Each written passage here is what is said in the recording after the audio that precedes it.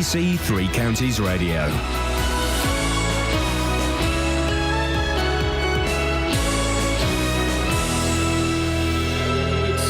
I'm Lee Agnew. The headlines: a mother from Hemel hands her adopted son back. 3 British teenagers stopped from travelling to Syria, and a Welling woman demands an apology from the NHS. BBC Three Counties Radio. A mother from Hemel is defending the decision to give up her 3-year-old adopted son because she can't cope with his disabilities alone.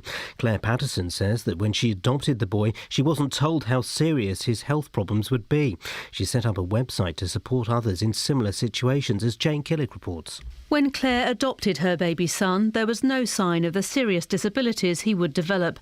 After 2 years, she decided he needed to be in care. She struggled to cope with the grief and guilt and hopes that her website, Adoption Disruption, will provide a forum for people to share their experiences. 3 British teenagers arrested in Turkey on suspicion of preparing acts of terrorism have been released on police bail. It's believed the 19-year-old and 2 17-year-olds were on their way to Syria. Dominic Cassiani reports. When the boys arrived in Istanbul on a flight from Barcelona, members of the country's security services apprehended both of them and the third man, who was also in the airport. The 3 were back on British soil late on Saturday night.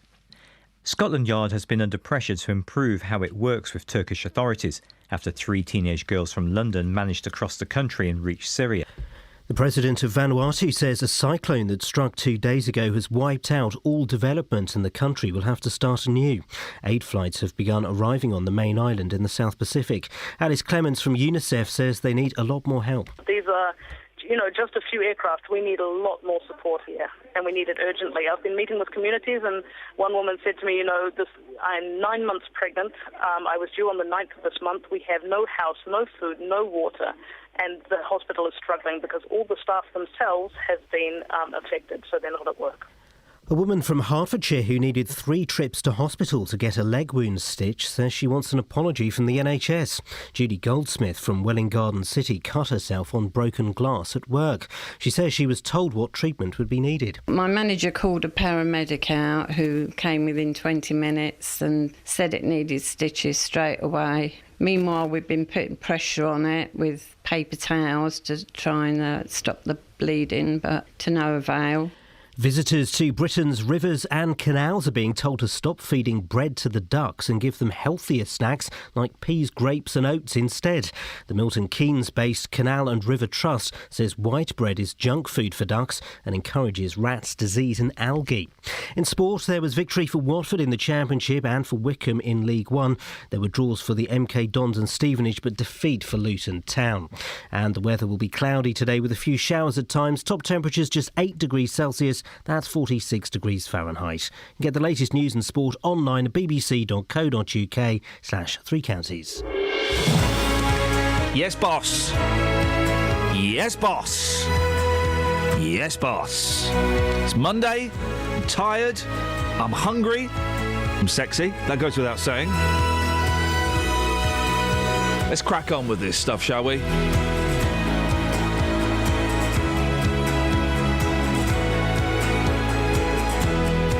On the show today, failed adoption, butterfly stitches, and monster raving loonies. But even better than that, it's Kelly Bertison. Oh, hello, good morning, thank you. And she's not here, but you can do the voice. It's Catherine Boylington. Hey, hello, how's it going? Hey, I've got no idea where she's gone. Oh, I know.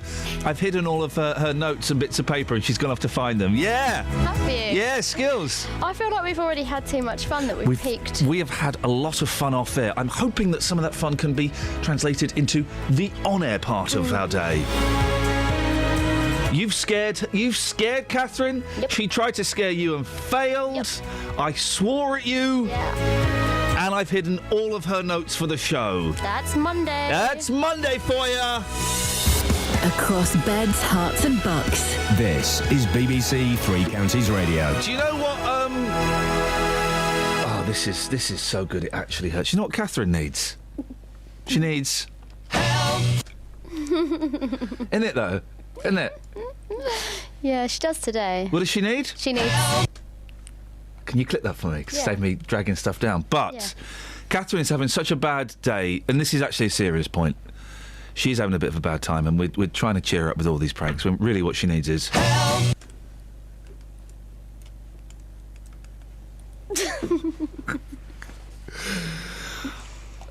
Anyway, here's Help by the Beatles. Oh? I think she's gone to go and get some... Help! I need somebody. Help! Not just anybody. Help! You know I need someone. Help! When I was younger, so much younger than today, I never needed anybody's help in any way. But now these days are gone and I'm not so self-assured. Now I find I've changed my mind and open up the doors. Help me if you can, I'm feeling down, and I do appreciate you being round. Help me get my feet back on the ground. Won't you please, please help me? Now my life has changed in so many ways. My independence seems to vanish in the haze. But every now and then I feel so insecure. I know that I just need you like I've never done before. Help me if you can, I'm feeling down, and I do appreciate you being round. Help me get my feet back on the ground. Won't you please, please help me? When I was younger, so much younger than today, I never needed anybody's help in any way. But now these days are gone, I'm not so self-assured. Now I find I've changed my mind and open up the doors. Help me if you can, I'm feeling down, and I do appreciate you being round. Help me get my feet back on the ground. Won't you please, please help me? Help me, Dealey! Hey, Dealey! Yes, boss. Guess what we've got in the studio now? Come on, what have you got? We got a whiteboard, a whiteboard. Wow. That is incredible. You've actually got one? We've actually got our own whiteboard. And at the moment, it's got whiteboard and, well, Catherine's drawn a picture of, a men's... that's cactus. Not a crying cactus. A sad cactus. A sactus in many ways. I don't think ladies can do us justice with their drawings in that department. I've always thought that. I think it's a You'll man's find that thing. was fairly proficient. It looks like it's a great cactus. So we've got a whiteboard, Justin. Now all we need is suggestions of things to write on the whiteboard. Oh, excellent stuff. 08459 455 555. What would you like to see written on the whiteboard? Hey, Justin, are you doing all right? Yeah, fine, yeah. Yes, you don't need any... No, I'm fine this morning. I feel good. It is Monday morning. From Monday morning, I actually feel pretty good today. OK, so you don't need any...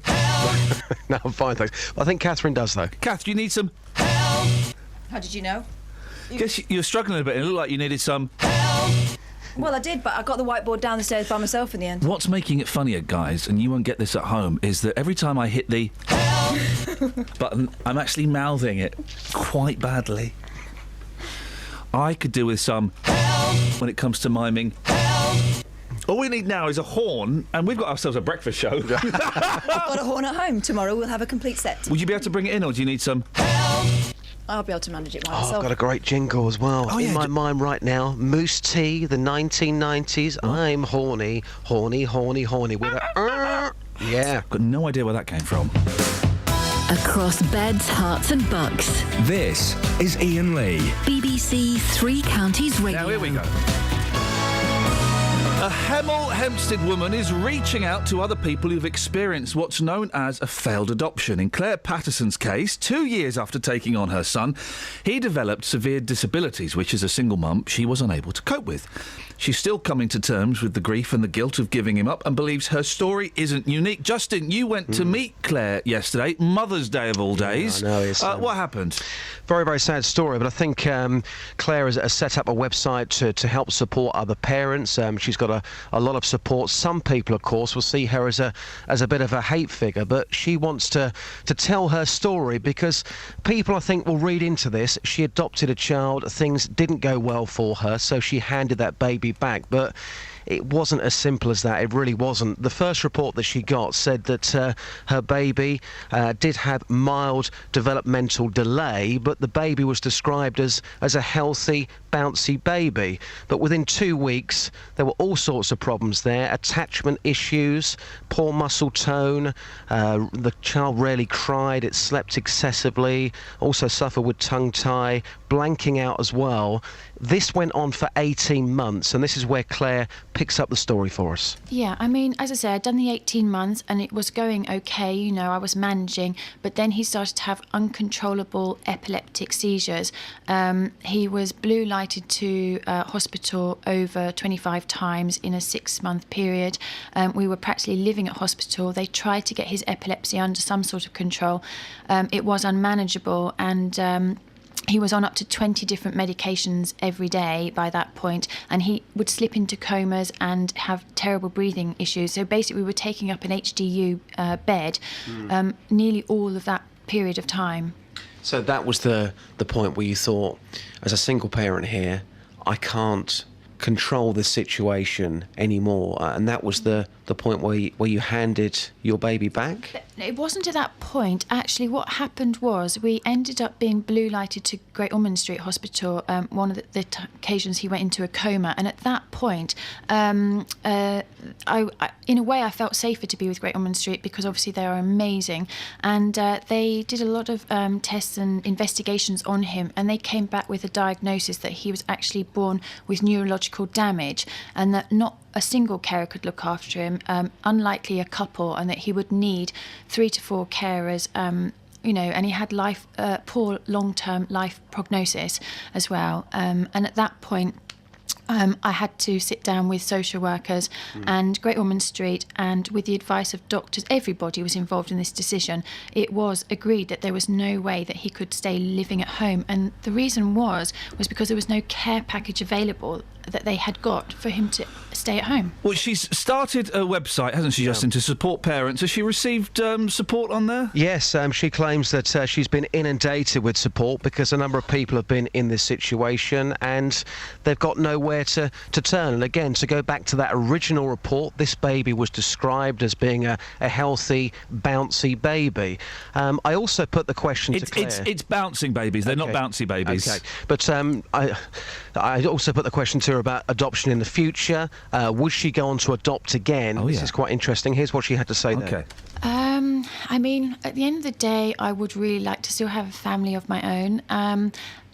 If I did put myself forward to adopt again, to be honest with you, the decision wouldn't be down to me. It would be down to an adoption panel, and they would base my case on its own merits. So who knows? But would you want to personally? If you had the chance, would you want to? I believe in adoption. I do believe it can work, and I've seen it work. I've got friends that have made it work, and it can be the most amazing thing. So I am supportive of adoption as an option. You just want the facts up front, first of all, so you know what you're taking on in good faith. Yeah, that's exactly how I think it should work. It's an interesting one, isn't it, Just? It is, and I think... Tough situation. It is. A lot of people could potentially look at this story and say, what a heartless lady. She's taken on a baby and she's given that baby back. Would it be exactly the same if this was her own baby? Again, we put that question to her, and she said, well, that the outcome would be exactly the same. Yeah. The baby was so unwell that baby now needs care from 4 different people. So it's a fascinating story, and yes, she will come in for a lot of criticism, but she needs to get her story out there so other people can listen to it, and if they need support, of course, this website is there for them. Hey, Justin, cracking stuff. Thank you. I'll speak to you just before 7. Yeah, no problem. Cheers, my dears. 08459 455 555 is the phone number. I didn't even call my mum yesterday for Mother's Day. Didn't even call her. Was that her treat? Yeah. It's a con Mother's Day, isn't it? It really is a filthy, filthy con. I let my mother know I love her every year almost, and that is enough for us. You don't pick a particular day? Nah, just whenever. Let me just look at that. So you didn't go yesterday? No. Can I just... Mm-hmm. Yeah, just look in my manual here. Yep. Yeah, I think you're a bad son. Cold. Travel news for beds, cards and bugs. BBC Three Counties Radio. On the M1 southbound, there's been an accident at junction 14 for Milton Keynes, which is causing delays from junction 15 for Northampton, although it is on the hard shoulder now. And Borehamwood on the Shenley Road, that's been closed in both directions for emergency repairs to a large pothole at the junction for Theobald Street. And in Royston on the A10, looking at the speed sensors, it's moving fine at the A505 on the roundabout, but there are roadworks there which could cause some delays this morning. And on the trains at Bellew Greater Anglia have 10-minute delays between Broxbourne and Hertford East, and that's because of a problem with the level crossing at St Margaret's. Samantha Bruff, BBC Three Counties Radio. Thank you, Sammy. 6:15. It's Monday, the 16th of March. I'm Iain Lee. These are your headlines on BBC Three Counties Radio. A mother from Hemel is defending the decision to give up her 3-year-old adopted son because she can't cope with his disabilities alone. 3 British teenagers arrested while on their way to Syria have been released on police bail. And a woman from Welwyn is demanding an apology from the NHS after it took 3 trips to hospital to get stitches. BBC Three Counties Radio.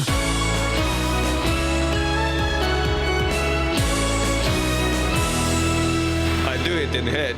On BBC One. Can I take your order, please? What does it take to get a bucket of fried chicken? Come on, we need to smile. We love it here, don't we? Into your hands. We're constantly, relentlessly focused on growth. BBC One goes behind the scenes at one of the UK's fastest growing industries. Great big red sign outside someone's front door is going to look horrendous. To find out what life is really like inside one of the fast food giants that feed our nation. It's not rocket science, it's chicken and chips. The $1 Billion Chicken Shop. Wednesday night at 9 on BBC One and BBC One HD. What? Got a thing about you. I just can't live without you. I really want you, Eleanor, near me. Your looks intoxicate me. Even though your folks hate me, there's no one like you, Eleanor, really.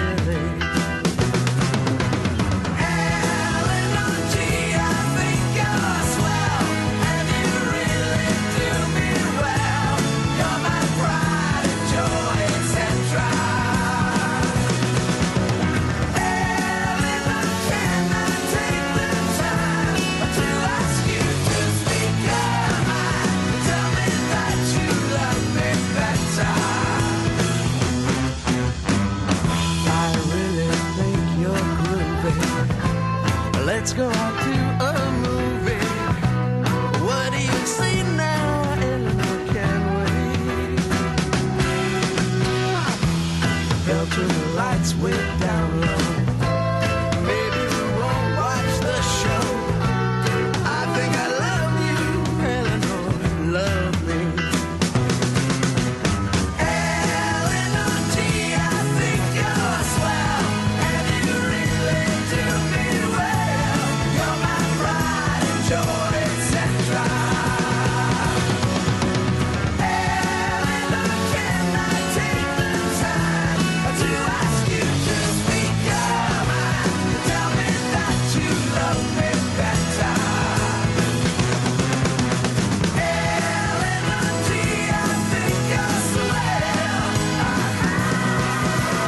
Eleanor G, I think you're swell.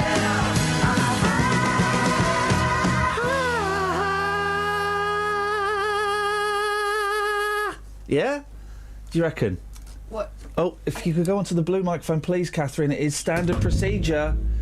Standard procedure. I think today might be the day that you take on Withers. You know what? I'm gonna. If I could find Withers is hiding from me, man. Here we go. Yeah. No, hang on. That was not ready. Not ready. Too late. You can't go into it like that.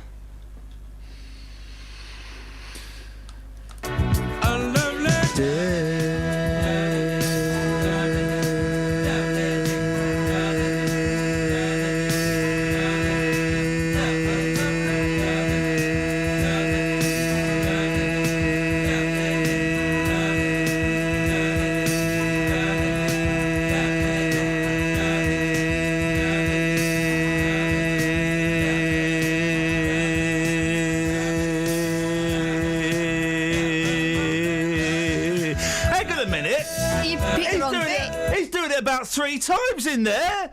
You set this up, Kelly. When you set the Withers challenge, you set this up. It was 1 minute and 8 of Withers.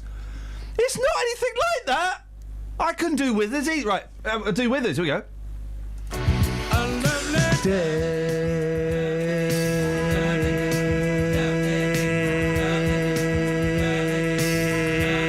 Then he stops. Oh, we can all do that one.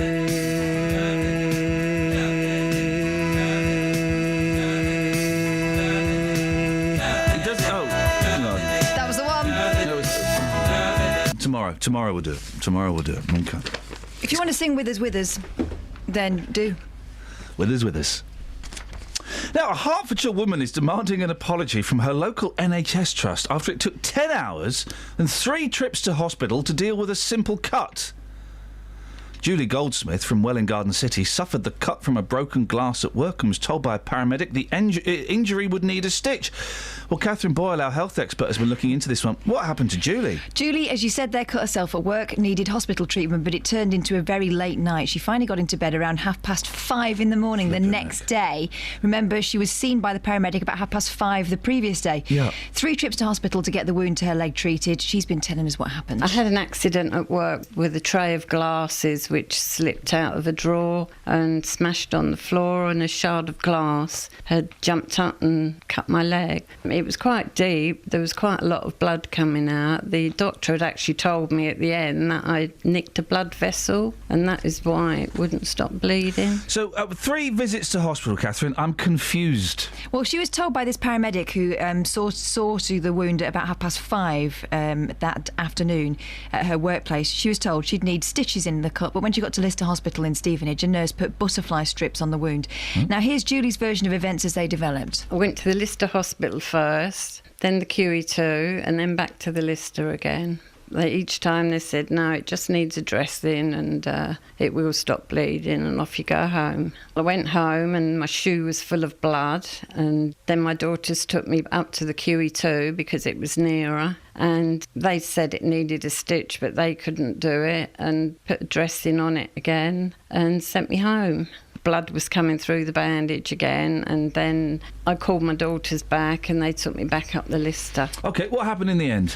Well, it was taking so long to get treatment that Julie's daughter got fed up and decided to go out and find a doctor to look at the cut. She says he poked his finger in the wound. Hey, Chihuahua! Before saying, yeah, it needs stitches.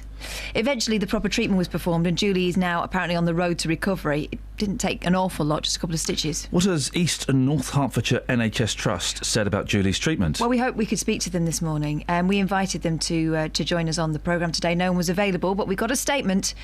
We're really very sorry that Mrs Goldsmith was unhappy with the care she received at the Lister's Emergency Department and the QE2's Urgent Care Centre recently. Having reviewed her notes, our clinical colleagues are clear that the initial advice she received that she needed to attend the Lister wasn't correct. The QE2 24/7 Urgent Care Centre could have looked after her without difficulty. It's also not the case that the only option was to use sutures, as steri strips are also used regularly for such wounds. On occasion, a wound can continue to bleed, which can be caused by a variety of reasons. Mrs Goldsmith did the right thing by returning, and in the end her wound was stitched, again something that could have happened at the QE2 24/7 Urgent Care Centre. We'll be talking to Julie later on in the programme. OK, thank you for that, Catherine. Let's have a little bit of Mr Edward Grantwood.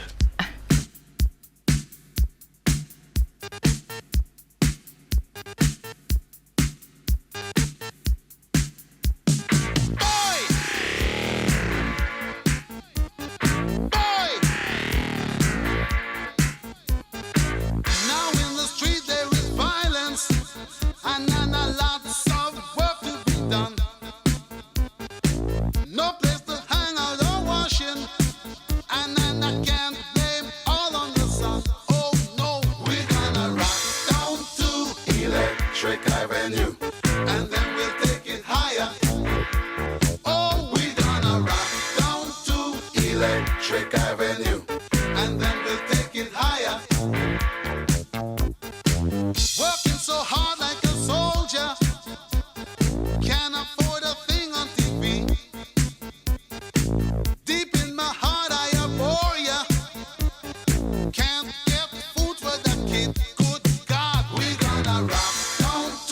Electric Avenue, and then we'll take it higher.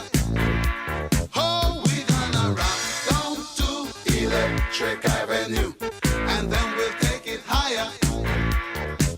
Oh no, oh no, oh no,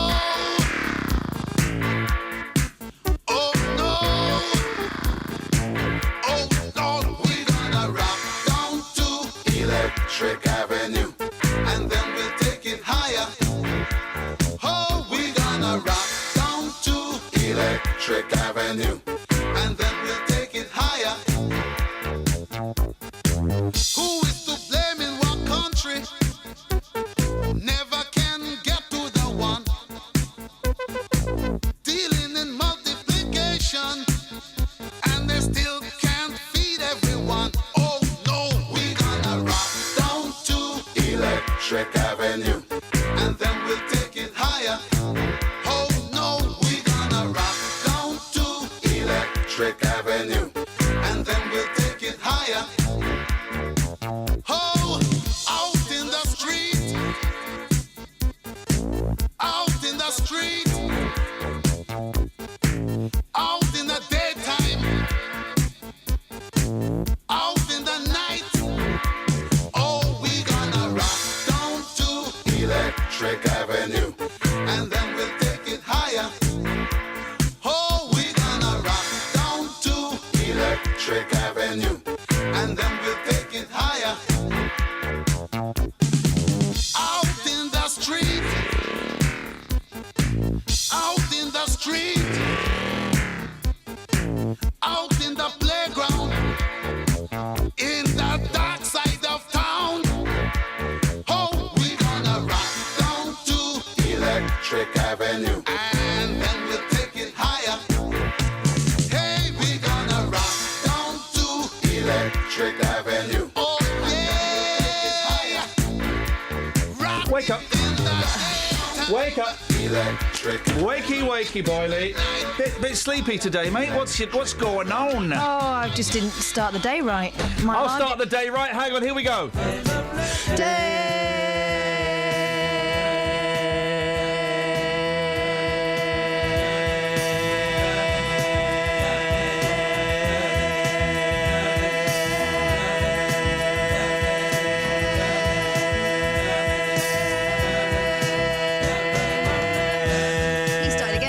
Withers is rubbish. It turns out it's one of the great myths of rock and roll. That note is a piece of cake. That can't have been the note. That can't. Kelly. That can't have been the note, can it? That was 21 seconds. I think it's the last note, isn't it? Isn't it the end? He's of the got song? to do a longer note than that. He's Bill Withers. You had. Sorry? The end of the song is the one that you had. Get Justin Dealey, he'll know where the note is. Justin Dealey doesn't even know what Pictures of Lily is about, and I showed it to him the other day as well. Shall I ever listen back through the song? I'll tell you what we'll do. Because Let's I didn't play have the time to song. do that Let's get the whole song. Okay, yeah. Let's play the song. We're not playing Blue. We're going to play Withers, all right? Withers is greater than Blue, okay? That's what we've established. We'll play Withers, we'll find the long note, and then we're going to destroy him. Travel news for beds, cards and bugs. BBC Three Counties Radio. So on the M1 southbound, because of an accident at junction 14 for Milton Keynes, it's causing delays back to junction 15 for Northampton. Looking at the M25 anti-clockwise, it's very slow between junction 21A for St Albans and 19 for Watford. And on the A1M, there's roadworks going on in both directions between junction 1 at the M25 and 2 for Welham Green. That could cause some delays later on this morning. Looking at the cameras too, it's looking really wet and slippy, so visibility could be a problem on the motorways this morning. And in Borehamwood on Shenley Road, that's been closed between Theobald Street because of emergency repairs to a pothole. On the train to Belly or Greater Anglia have 10-minute delays between Broxbourne and Hertford East because of a problem with the level crossing at St Margaret's, and also the 6:33 train from Luton to Bedford and the 6:38 train from Luton to Brighton have been cancelled. Samantha Bruff, BBC Three Counties Radio. Across beds, hearts and bugs. This is BBC Three Counties Radio.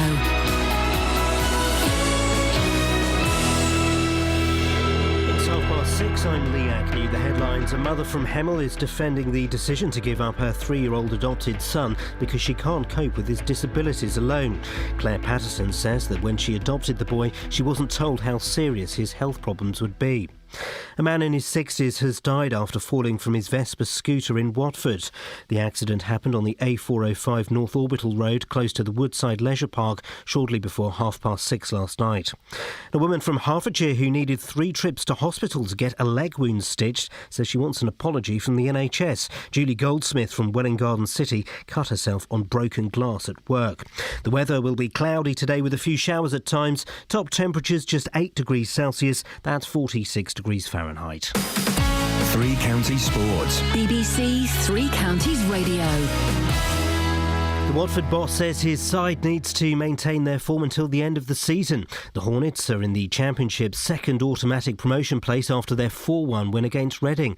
Slavisa Djukanovic wants his players to stay focused. It's very difficult to keep this kind of the control, and we today scored 4 goals. We can score some goal more. It's many games still front of us, and we must be strong for next game and for be ready for all the games what is in front of us. The MK Dons remain 4th in League 1 after victory at Walsall. In League 2, Wickham are up to 2nd after their win over Shrewsbury, but Luton Town lost at Portsmouth. And Stevenage are just outside the playoffs after a draw at Cambridge. Hertfordshire's Lewis Hamilton won the Australian Grand Prix to get his title defence off to the best possible start. Hamilton finished ahead of his Mercedes teammate Nico Rosberg and Sebastian Vettel's Ferrari. I was working hard today. Nico was very quick. Fortunately, I was able to just manage it, and I didn't try to pull a silly gap. I just thought keep a nice gap in which I can react to anything that he has to give. But he drove exceptionally well. He was flat chat trying to beat me, and I was obviously having to be on the limiter to try and stay ahead. So it was never really a moment where we weren't pushing. Ireland have been knocked out of the Cricket World Cup following defeat to Pakistan. And in Rugby Union Six Nations, France thrashed Italy 29-0 for only their second victory of this season's campaign. The championship title will be decided on Saturday, with England, Ireland and Wales all in contention. BBC 3 Counties News and Sport, more at 7 o'clock. OK, now everybody, if you spot the long Withers note, shout. Like that. Shout like that. A bit like Freddie Mercury at Live Aid.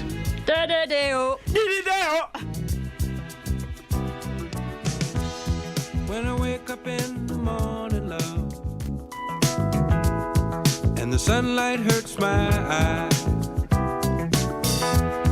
and something without warning, love, bears heavy on my mind. Then I look at you, and the world's alright with me. Just one look at you, and I know it's gonna be a lovely day.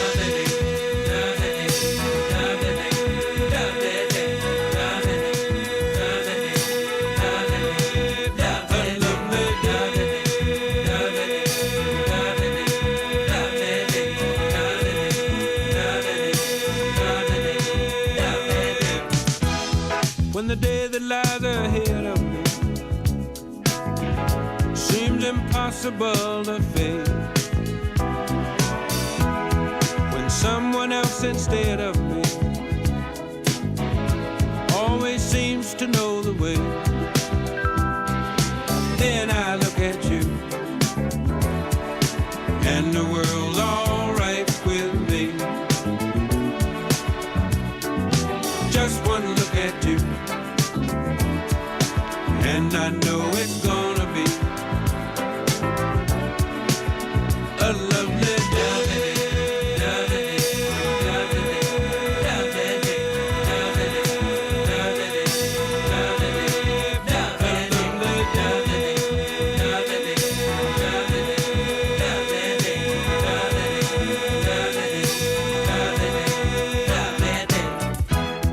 when the day that lies ahead of me seemed impossible to face, and when someone else instead of me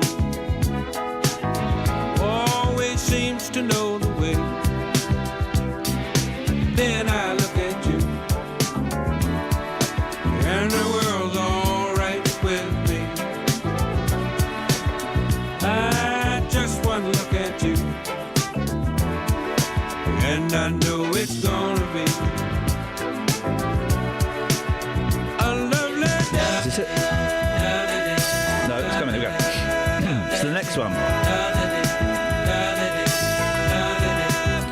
A lovely day.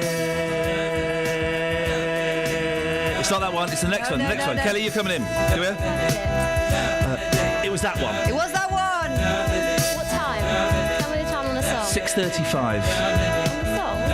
The show. What time was that on the song? Still on now. We've got to play it again. 2 minutes what? 3 minutes what? Tell me. Should we just... I don't know, because I look at we've got to play it again. No, I'm going to have to cross it off the board. Failed.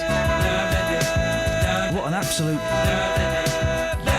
Oh, that's so annoying. Hang on a minute. We can do this. Hang on. The song's only 4 minutes long. Yeah. It's somewhere within the last minute. Can you fast forward it? Because it's really, really, really beige. No. Come on. We'll listen to the song again. Can we not? Yes, we can. Now would be a great time to have a horn. Isn't it? There we go. When I wake up in the morning, love, and the sunlight hurts my eyes, and something without warning, love, bears heavy on my mind. Then I look at you, and the world's all right. Okay, it's actually quite a boring song. What we'll do is we'll have it in the background while we go through the papers. We'll all keep our ears peeled for the long withers. Okay. He's going to do one in a second, but it's not the right one. This isn't it. We got like 2 minutes to go. Okay, Catherine, what have you got in the papers? Well... Oh, my plums. Sorry? A drug which gets rid of... I'm sorry, I'm just put off by him. Don't ignore him. Ignore him. A drug which gets rid of the dreaded double chin could soon be available in the UK after it was backed by authorities in America. Sorry, for a second I thought you said there was a drug that could get rid of the dreaded double chin. I did. Does that mean we're going to have a lot of sort of large people walking around with no double chin but everything else? Here's something. It sounds like I'm being flippant. I'm actually being serious. You know the Fat Face app? That's discriminatory. You wouldn't get a blackface app, would you? But would you? And also, you clump it together with. You can also buy the add-on. You get the fat booth, don't you? Yeah, you fat get the booth. old booth and the ugly booth. Yeah. What are they saying? You wouldn't get. Would you? You wouldn't get that. You wouldn't get, what did I call it? You wouldn't get black booth. It's a bit of cruel bants, isn't it? But black fat people, as we know, we're becoming more and more aware. Hang on. No, this isn't it. We've got ages to go. We've got a minute. We're becoming more and more aware that it is actually inappropriate to make fun of fat people. We know that now. Although my boys, when they watched the Pharrell Williams Happy video, they spontaneously burst into laughter at the fat dude that's on there. Really big fat bloke and a woman with big boobies. And Isn't it the dancing that's making them laugh? No, when the fat person comes on and they go, ah! There are 3 people they laugh at. 4 people. The fat person, the woman with the big boobies, the young lad with the frizzy hair, and Steve Carell. Because he plays... He is funny, though. He plays the dad in a film that they really, really like. So they laugh at those. But their laughter at the fat person is incredible. So is that... And it's not come from us, and I've kind of said, guys, I just wonder why you were laughing at that person. And I've got the note. So, no, hang on a minute. It's coming up. It's coming up. Here we go. This one, it's the next one, is it? There we go. It's not this one, it's the next one. Hang on. Not this one, not this one, not this one, not this one, not this one. It's coming up. Here it comes. Lovely day.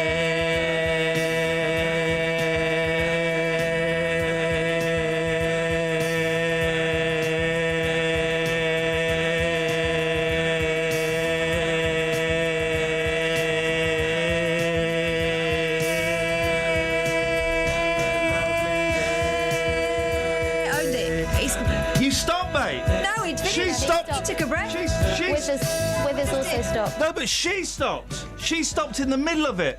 Right. No, okay. No, he stopped. He stopped. You the note wasn't that long. No, right. This is like yesterday when we were watching the SpongeBob SquarePants movie, and the boys' minds were blown that there were some people in the film who got tickets to see the film. Get the audio, please, Kelly, of Catherine singing that note, because she stopped. No. You did, mate. No, I accede. No, you didn't. You stopped for a millisecond. No, I didn't. Kelly Betts.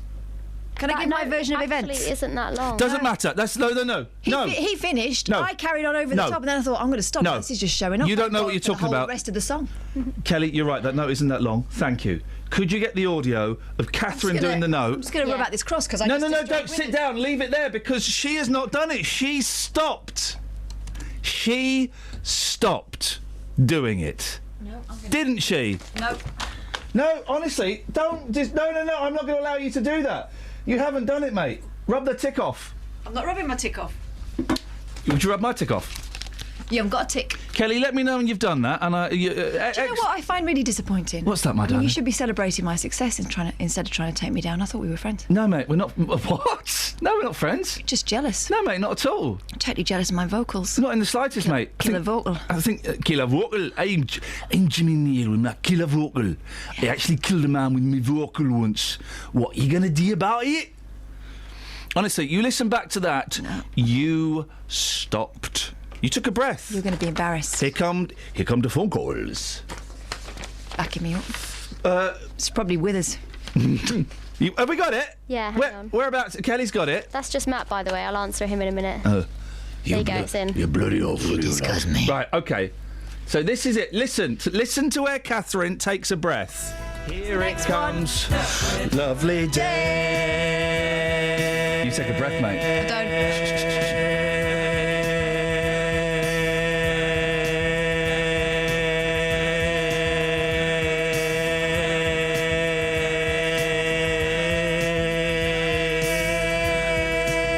You took a breath in there.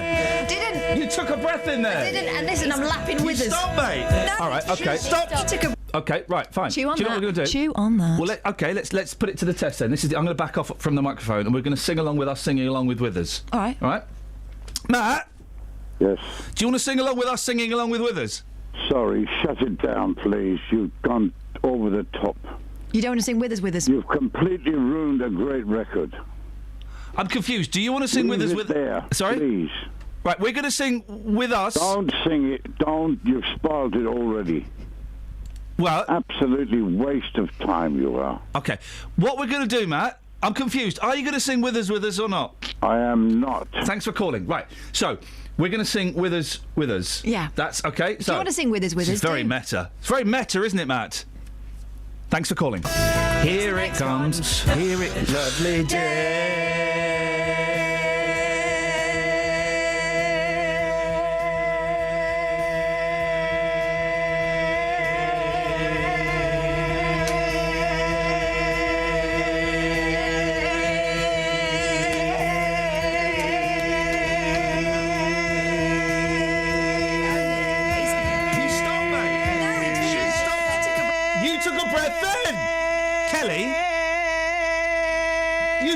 It doesn't count, mate.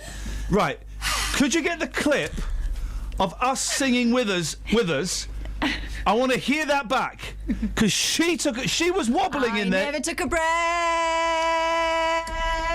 She was wobbling. Right. Stop it. Get the clip, Kelly, of Withers, of us singing with Withers.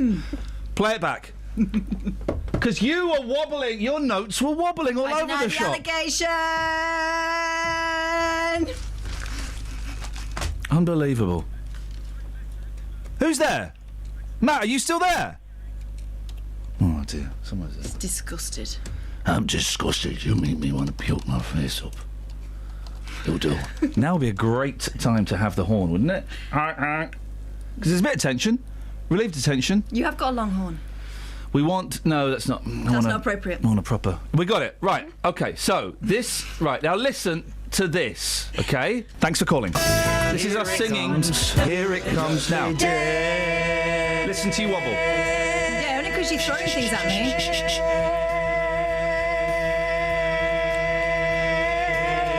Wobble. I'm not having that. I can have a wobble, but you're throwing things at me. I was dodging and ducking and OK, what we're going to diving. do... No, OK, well then I'm going to back right off the mark. Stop making me laugh. I'm not making you laugh. Stop throwing things at me. We're going to sing... Stop tickling me at one point. We're going to sing along with us, singing along with us, singing along with Withers. If you want to sing with us, sing with us. Hello. Sammy, are you there? Yeah. Do you want to... Sing right. with us. Do you want to sing with us?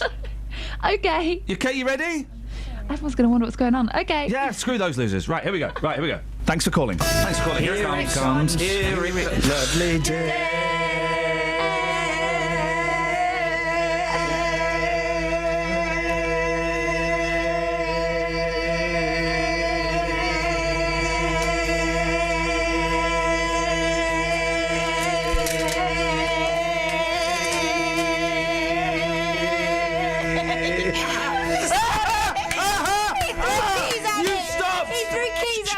Hang on. Sammy, what happened? I didn't. I thought it'd be cheating. I breathed and I was like, oh no. Right, so shoot your she's out. You started late, Boyley. I didn't. You totally don't make me are you do going this. to accept that I beat you? You start, Kelly. You know what I'm going to ask? No. Yeah, I'll clip that. Can you get because she started late and she finished early? Can you get the clip of us singing along to us, singing along to us, singing along with Withers? Right. Could you do that for us, please? Iain, Catherine. Iain, travel. Travel news for beds, cards and bugs. BBC Three Counties Radio. On the M25 anti-clockwise, it's slow between junction 21A for St Albans and 19 for Watford. And anti-clockwise, it's looking slow between junction 16 for the M40 and 14 for Heathrow Terminal 4 as well. On the M1 southbound, it's still slow from junction 15 for Northampton to junction 14 for Milton Keynes. And in High Wycombe on the A40 Oxford Road, there's a lane closed for roadworks in both directions at Oxford Street, so that could cause some delays later on, but it's not looking too bad at the moment, checking the speed sensors. On the train to Belly, Greater Anglia are reporting 10-minute delays between Broxbourne and Hertford East. That's because of a problem with the level crossing at St Margaret's. Samantha Bruff, BBC Three Counties Radio. Yeah, thanks, Sammy. 6:47, Monday the 16th of March. I'm Iain Lee. These are your headlines on BBC Three Counties Radio. A mother from Hemel is defending the decision to give up her 3-year-old adopted son because she couldn't cope with his disabilities alone. A man in his 60s has died after falling from his Vespa scooter in Watford. And a woman from Welwyn is demanding an apology from the NHS after it took 3 trips to hospital to get stitches. Coming up, we're going to get Dealey to adjudicate us, singing along with us, singing along with us, singing along to Withers. But before that, here's the weather with Sarah. Beds, Hearts and Bucks weather. BBC Three Counties Radio. Yes, thanks very much indeed. Good morning to you. Well, my goodness me, we're off to a damp and grey start this morning. We've got some heavy bursts actually around here and there. Luton's just had a quite sharp burst of rain come through, Wycombe as well. So we're going to see that start to peter out in the next little while, but it is a wet start this morning. We've got quite a bit of cloud in the forecast right the way through the day today. It's slightly going to turn out to be just marginally better day than yesterday, I think, though. The temperature's up a notch. We might see a bit of brightness coming through later. We'll see highs of 7 or 8 Celsius, but cater for the risk of showers right the way through much of this morning.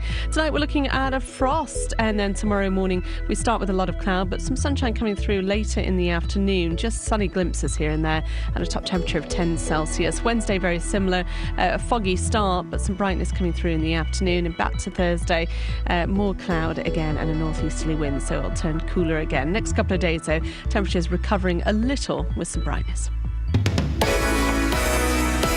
Right, Matt. Yes? Where'd you go? And why'd you come back? Why don't you move on, please? Sorry? 20 minutes you've wasted of the programme. You say wasted. Yes. I'm trying to prove a point. Forget the point. What if Galileo Matthew? Yeah.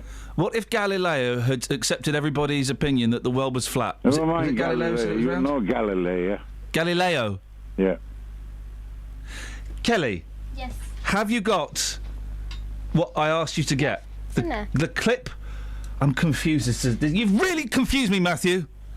Kelly, don't allow yourself to be intimidated. The clip of Catherine and I singing along to the clip of Catherine and I singing along to the clip of Catherine and I singing along to Bill Withers. Mm-hmm.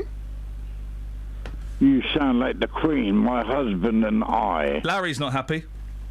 Larry says, do you really want to reduce your listener numbers from 9 to 8? You already have. You're still listening? Well... Right. Can we just... This is the last time we're going to do it, OK? Oh, no, please. Will you sing along with us?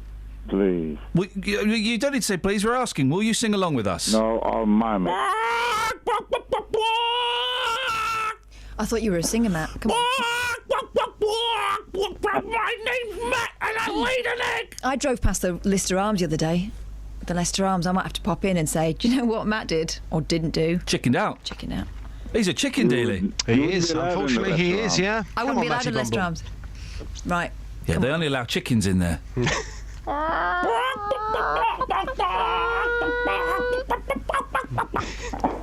Matt, you going to join in? No. You sure? Oh, I can't take any much more of this. I can't take much more of this. This is so sad.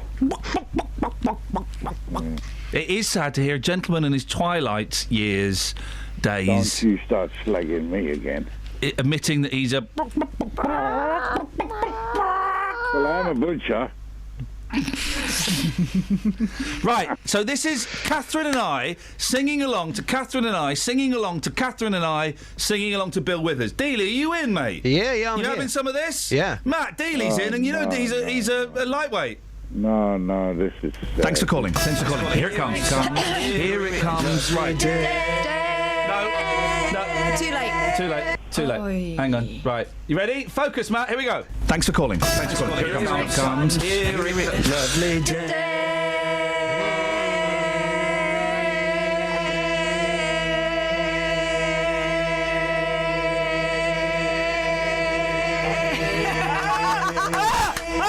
Proof! If proof need be. You made me laugh. No, I wasn't even looking at you. Yeah, didn't need to. I saw Proof! Proof! Will you not shut up? You stop! Those two are so irritating. Matt. Yes. You see, it was worth doing. I've proved... Well, I'll tell you what it sounded like. Yes, my darling. It sounded like the Forsyth Saga in music. Well, that's very kind of you to... Sorry? Oh. Kelly, for God's sake, back away from this crap. Matthew, God's sake, really, you usually talk a lot of sense, but this is crap. Matthew, what? Absolute. Okay, Matthew, thank you very much indeed. Okay. I think we get the idea with that. We've proven, if proof need be, I just had a delicious pudding, right? And I ate it. There was something in that pudding that tasted sweeter than usual. It was, what is it? It was the sweet smell of success. Oh, that doesn't taste. It was revenge, and it was served cold, which is the best way to serve it. And I know what was in the pudding that tasted sweet. It was proof. Pudding. It was proof in that pudding, Justin, that she can't out-Withers. I can.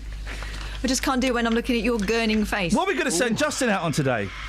Withers. Now that would be quality. Do you want to go and do you want to take Withers to the street? What about if you could take a tablet to get rid of something, what would you get rid of? You? Oh. Are we being serious? Yeah, because the drug which gets rid of double chins could soon be available in the UK. Wow, people would be buying those pills by the million? Yeah, but some people are going to be left looking odd because it is a set, isn't it? If you've got a larger body, then it would be odd to have a small withered head. I'm going to put something out there right now, and it could shock, but I think I'm talking the truth here.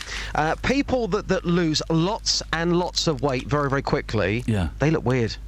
They just don't look right. Some people... It's the skin, the flabby skin. Yeah, but some people facially, that they could be, let's just say, they've gone from 18 stone to 13 stone. Normally 13 stone, absolutely fine. Yeah. But if you've been 18 stone, then you go to 13, you look like a skeleton, even though you're a healthy weight. Do you know what I'm saying? No. No? No. All right, OK.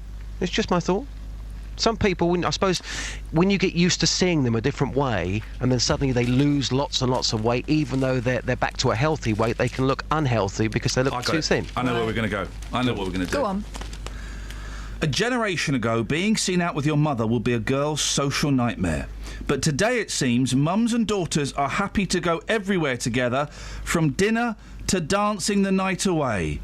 A quarter of daughters have taken their mother clubbing. Would you take your mum clubbing? Yeah, let's take that. Yeah, let's take that one to the streets. Yeah. I have been out with my mum on a hen.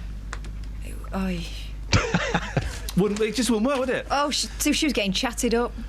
It was just uncomfortable. Dealey, yeah. Would you take your mum clubbing? Take it to the streets, please, my dear. Not just taking this one to the streets, but taking it to the streets with a lady's perspective. Oh, ring that bell. Yes, Thank you very much indeed. Thank you very much, Justin Dealey. We've got time for one more, then we'll have a song. God, blimey, Slade is complaining on Twitter. Oh, might be overdoing it with Withers now. Yeah, maybe. Although I still feel like I've been hard done by, so I'd be prepared to go again. Go on. Wait, give us one more story. Go. Do you remember when we had loads of parties like the Jube Olympics and all that? Oh, yeah. Let's do it all again. What? Let's do it all again. What? Let's do it all again. Go on then. Beacons will be lit from coast to coast, church bells rung and street parties held during a 3-day commemoration for the 70th anniversary of the end of the Second World War in Europe. It was confirmed yesterday. The long weekend of events beginning on Friday, May the 8th. Hang on a minute. We haven't got long to plan these things, and surely you've got to put some sort of claim in. Oh, we'll get bunting. The day after the general election will include a televised 40s-style concert in London's Horse Guards Parade. The VE Day celebrations are a victory for the Daily Mail, which had highlighted mounting... no, they're a victory for Europe, not the Daily Mail. Listen to this. The Daily Mail had highlighted mounting concern that the anniversary risked being overshadowed by the election. I don't remember the mounting concern. I need some mods to get me through this.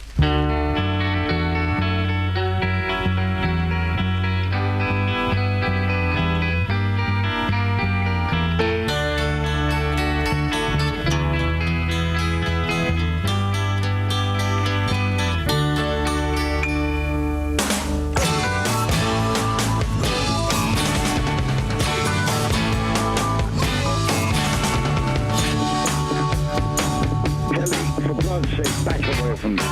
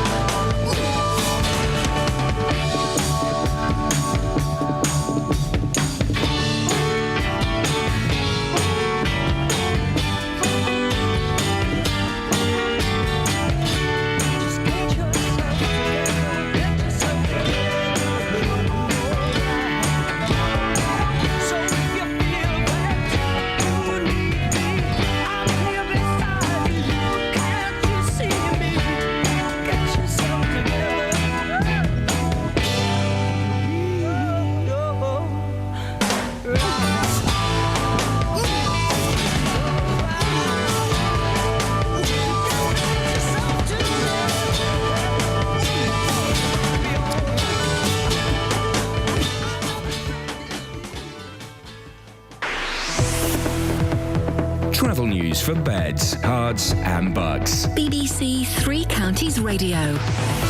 Having a look at the motorways on the cameras, and the M25 anti-clockwise is looking quite slow between junction 21A for St Albans and 19 for Watford, and the M40 towards London is slow just before junction 4 for the High Wycombe Handycross roundabout. It's also looking very wet and foggy, so visibility could be a problem on the motorways this morning. In Little Chalfont on the A404 White Lion Road, there's roadworks at Loudhams Road, as that could cause some delays later on this morning. And on the train departure boards, the Abellio Greater Anglia services have 10-minute delays between Broxbourne and Hertford East. That's because of a problem with the level crossing at St Margaret's. Samantha Bruff, BBC Three Counties Radio. Thank you, Sammy. So, would you go out with your mum? You got 20 seconds, Catherine. Did anyone see David Bowie in Bedford? Well, now, what is this? Apparently went to the Ship. Rumours are growing, according to the Beds on Sunday, that David Bowie came to Bedford on March the 14th and went for a pint in the Ship. Did you see David Bowie in the where? The Ship in St Cuthbert Street. Having a beer the other day. 08459 455 555. Local and vocal across beds, hearts and bucks. This is BBC Three Counties Radio.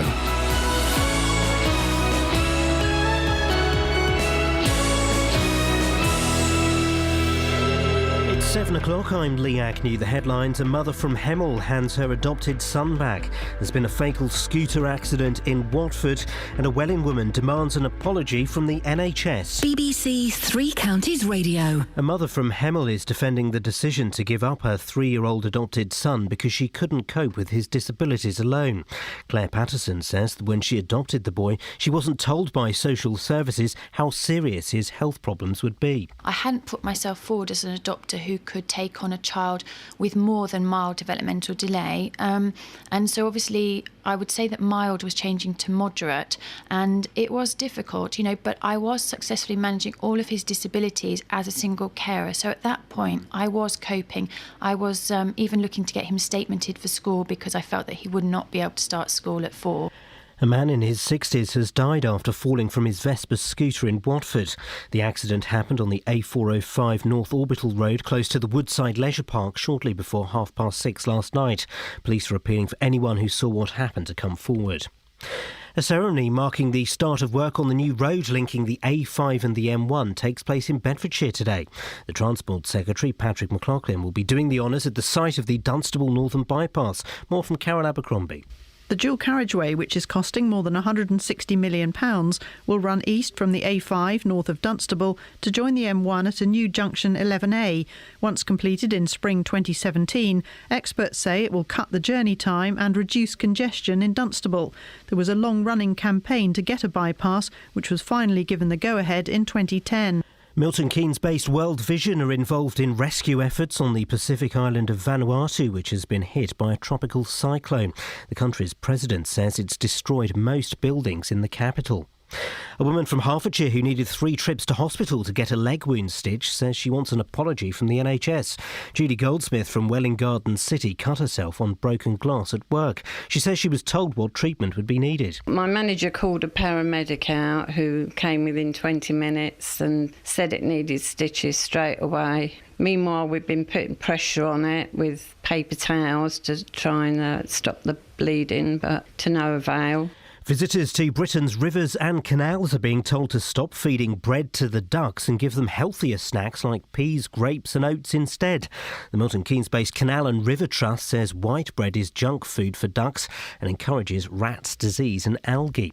In sport, there was victory for Watford in the Championship and for Wickham in League 2. There were draws for the MK Dons and Stevenage, but defeat for Luton Town.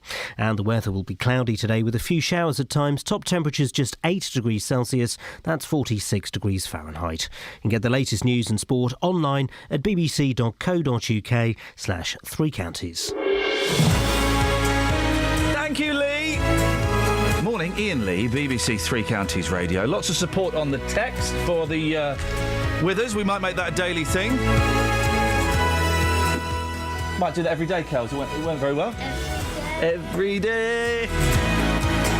So, coming up on the show, you adopt a baby. A few years later, you find out it's got severe disability. Well, do you keep or do you give it over to social services?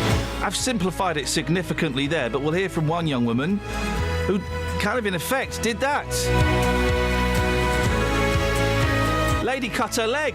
She had to go to the hospital 3 times to get it stitched up. Blimey. Did you see David Bowie? Where was David Bowie? In the ship. Supping on a pint. This is apparently a true story. I'm going to the ship for a beer. Who started these rumours? The man from the ship. Pask. The barman said, one of our regulars definitely said he saw David in the bar, and the manager seemed to think he'd been in.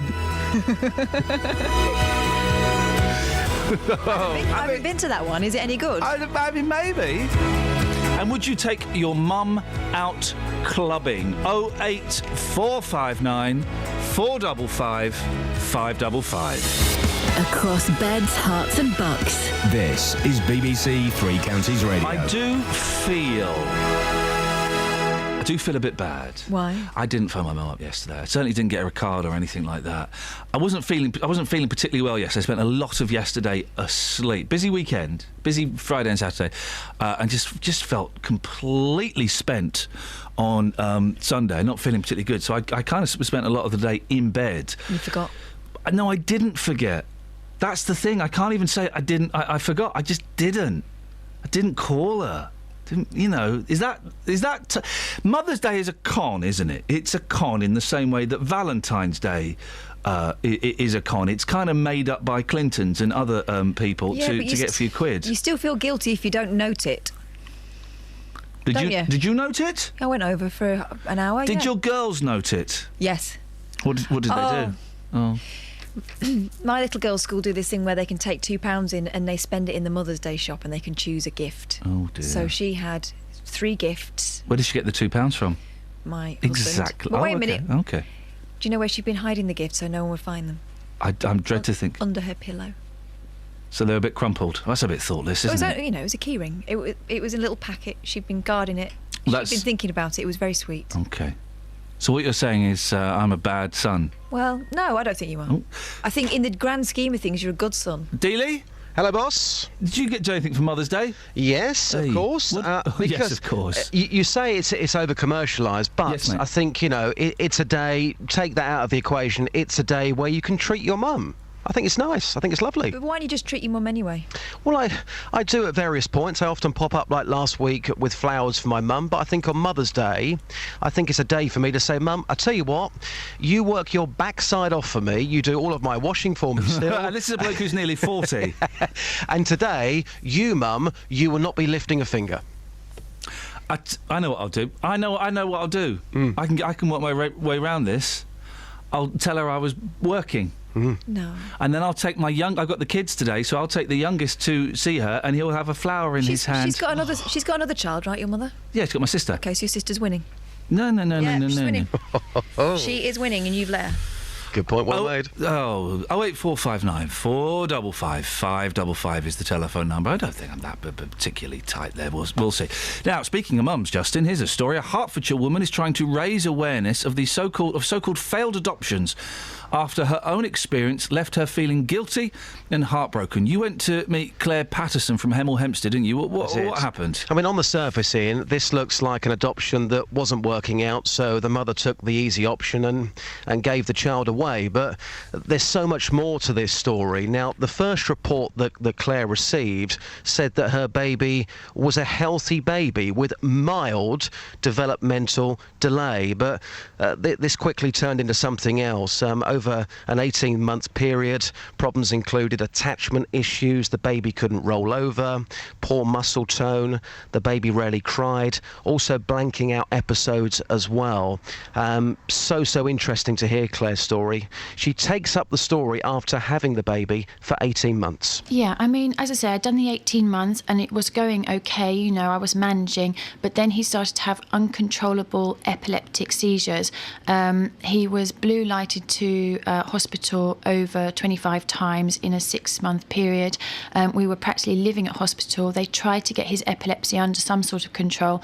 It was unmanageable, and he was on up to 20 different medications every day by that point, and he would slip into comas and have terrible breathing issues. So basically we were taking up an HDU bed nearly all of that period of time.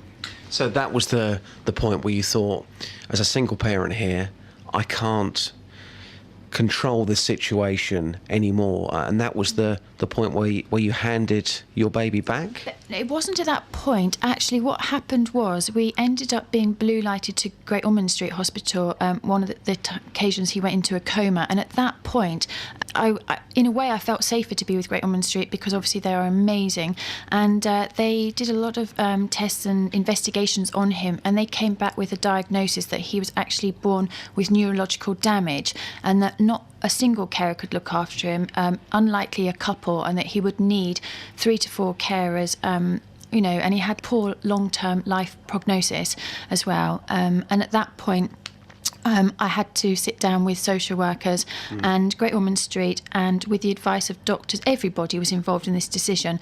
It was agreed that there was no way that he could stay living at home, and the reason was because there was no care package available that they had got for him to stay at home.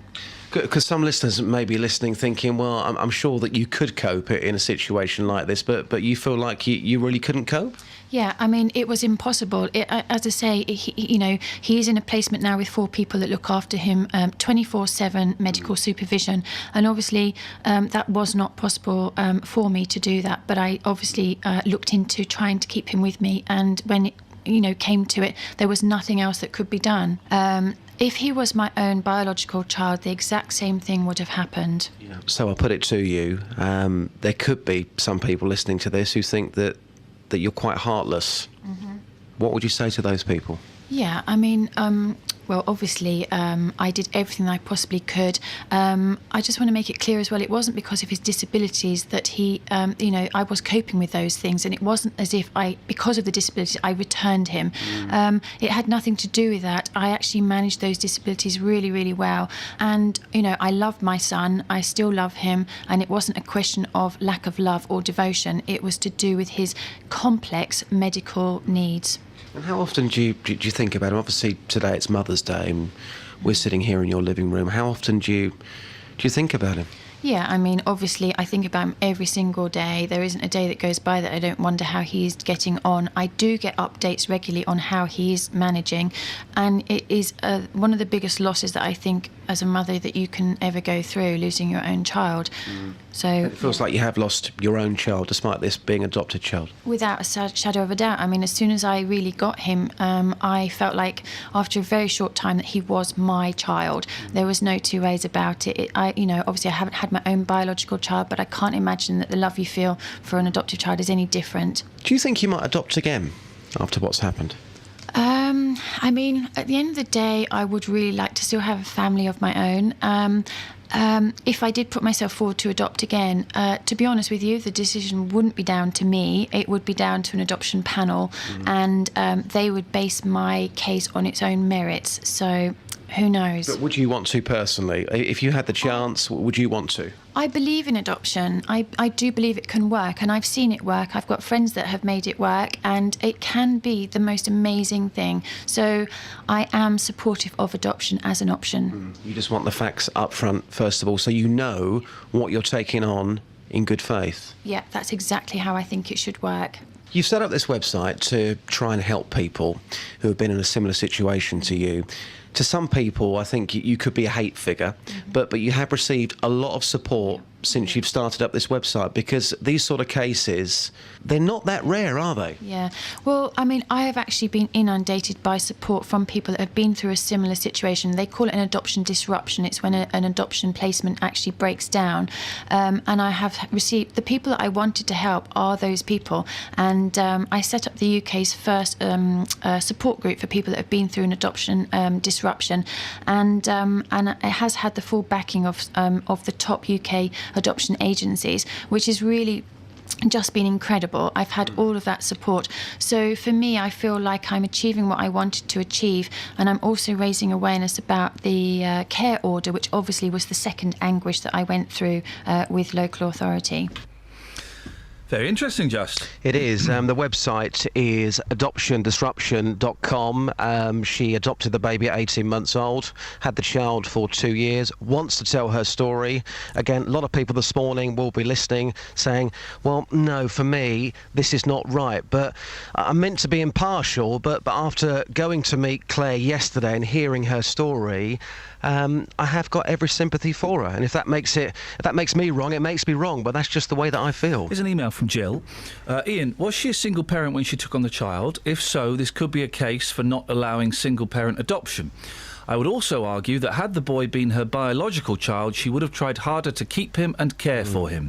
Hang on a second, sorry, just last thing. The natural protective urge of a mother was not present as he was not hers. Well, Claire, in that interview there again makes the point, if this had been her own child, it would have been the same outcome, because that baby would have had to have gone into care. She made the point that, yes, she still wants to have her own family at some point, but she's heartbroken. This to her was her own child. Yes, it may have been adopted, but this was her own child. She took on this baby because she wanted to. She gave it love. She was coping. But the longer those problems went on for, she as a parent, as a single parent as well, simply couldn't cope. Excellent interview, Just. Thank you. Thank you, mate. Travel news for beds, cards and bugs. BBC Three Counties Radio. On the M40 towards London, it's slower just before junction 4 for the High Wycombe Handy Cross roundabouts. And on the M25 anti-clockwise, it's very busy from junction 21A for St Albans towards junction 19 for Watford.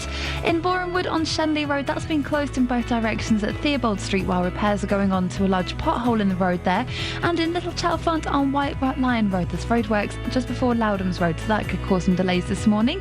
On the trains, Belly Grace Anglia have 10-minute delays between Broxbourne and Hertford East. That's because of a problem with a level crossing at St Margaret's. Samantha Bruff, BBC Three Counties Radio. Thank you, Sammy. 6:15, it's Monday the 16th of March. I'm Iain Lee. These are your headlines on BBC Three Counties Radio. A mother from Hemel is defending the decision to give up her 3-year-old adopted son because she couldn't cope with his disabilities alone.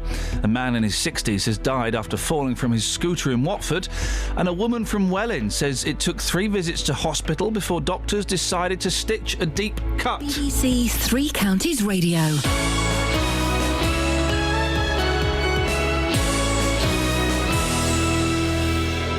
Every weekday from 12, local people. Wendy Howson and David Shipley, the trustees of the Harpenden charity Spotlight on Africa. So privileged to see lives change, conditions change. Local stories. A deaf cafe will be popping up in Bedford later this month, opening its doors for you to share sensitive stories and talk of afterlife. There are people with similar concerns.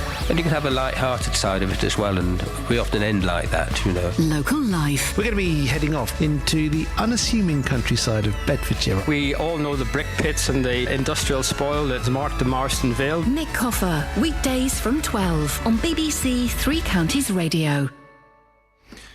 Is it any good? I haven't listened to it We've yet. been sent Van Morrison's new song. What's it called? It's called Duets. Sorry? Duets. That's the album, surely. Oh, that's what I've been sent then. Oh. Wow. I've been sent Van Morrison's new album. Whose? Van Morrison. 08459 455 555. Would you like to hear a little bit of Van Morrison? On that last story, Lee from Luton is on the line. Good morning, Lee. Morning, Ian. What you got for us? I just think this woman's disgusting, giving a child back as if it's some sort of toy she's bought from a shop. Tell me why. Well, I was brought up in care. I was put into care at the age of 2. And obviously I had childhood problems from being in care, reasons why I was in care. And I was moved from family to family, and it messes you up. It screws your head up, you know. And this woman deciding to adopt a child and then finding out the child's got neurological problems, so decides just to give it back. It's just messing with this child's head even more. You can't just go and decide to adopt a child and then decide because the child's poorly, oh, I know what, I'll give it back. And to be honest, from her talking on the radio just then, it didn't actually sound like she cared anyway. I think she's got out of it pretty easy. She had this baby for nearly 2 years. Do you really think it was that easy? Didn't sound too hard the way she was talking on the radio. I mean, personally, if I was going to... If you're going to adopt a child, then you put your whole into it. You don't just decide, I'm going to adopt this child, but if they're poorly, I think I'll give them back to social services. But do you not think that social services had more of a duty to prepare her for what might come? She was a single woman adopting that baby. No, I think personally social services are absolutely useless from my own personal point of view. She did say, if I heard that piece correctly with Justin, that she would have done the same thing. Have I got this right? She would have done the same thing if the child had been biologically hers. It would have been taken into care. Don't believe that. Don't believe that for a minute. And I think you have a different bond with a child. If that child isn't biologically yours, you have a different bond with that child.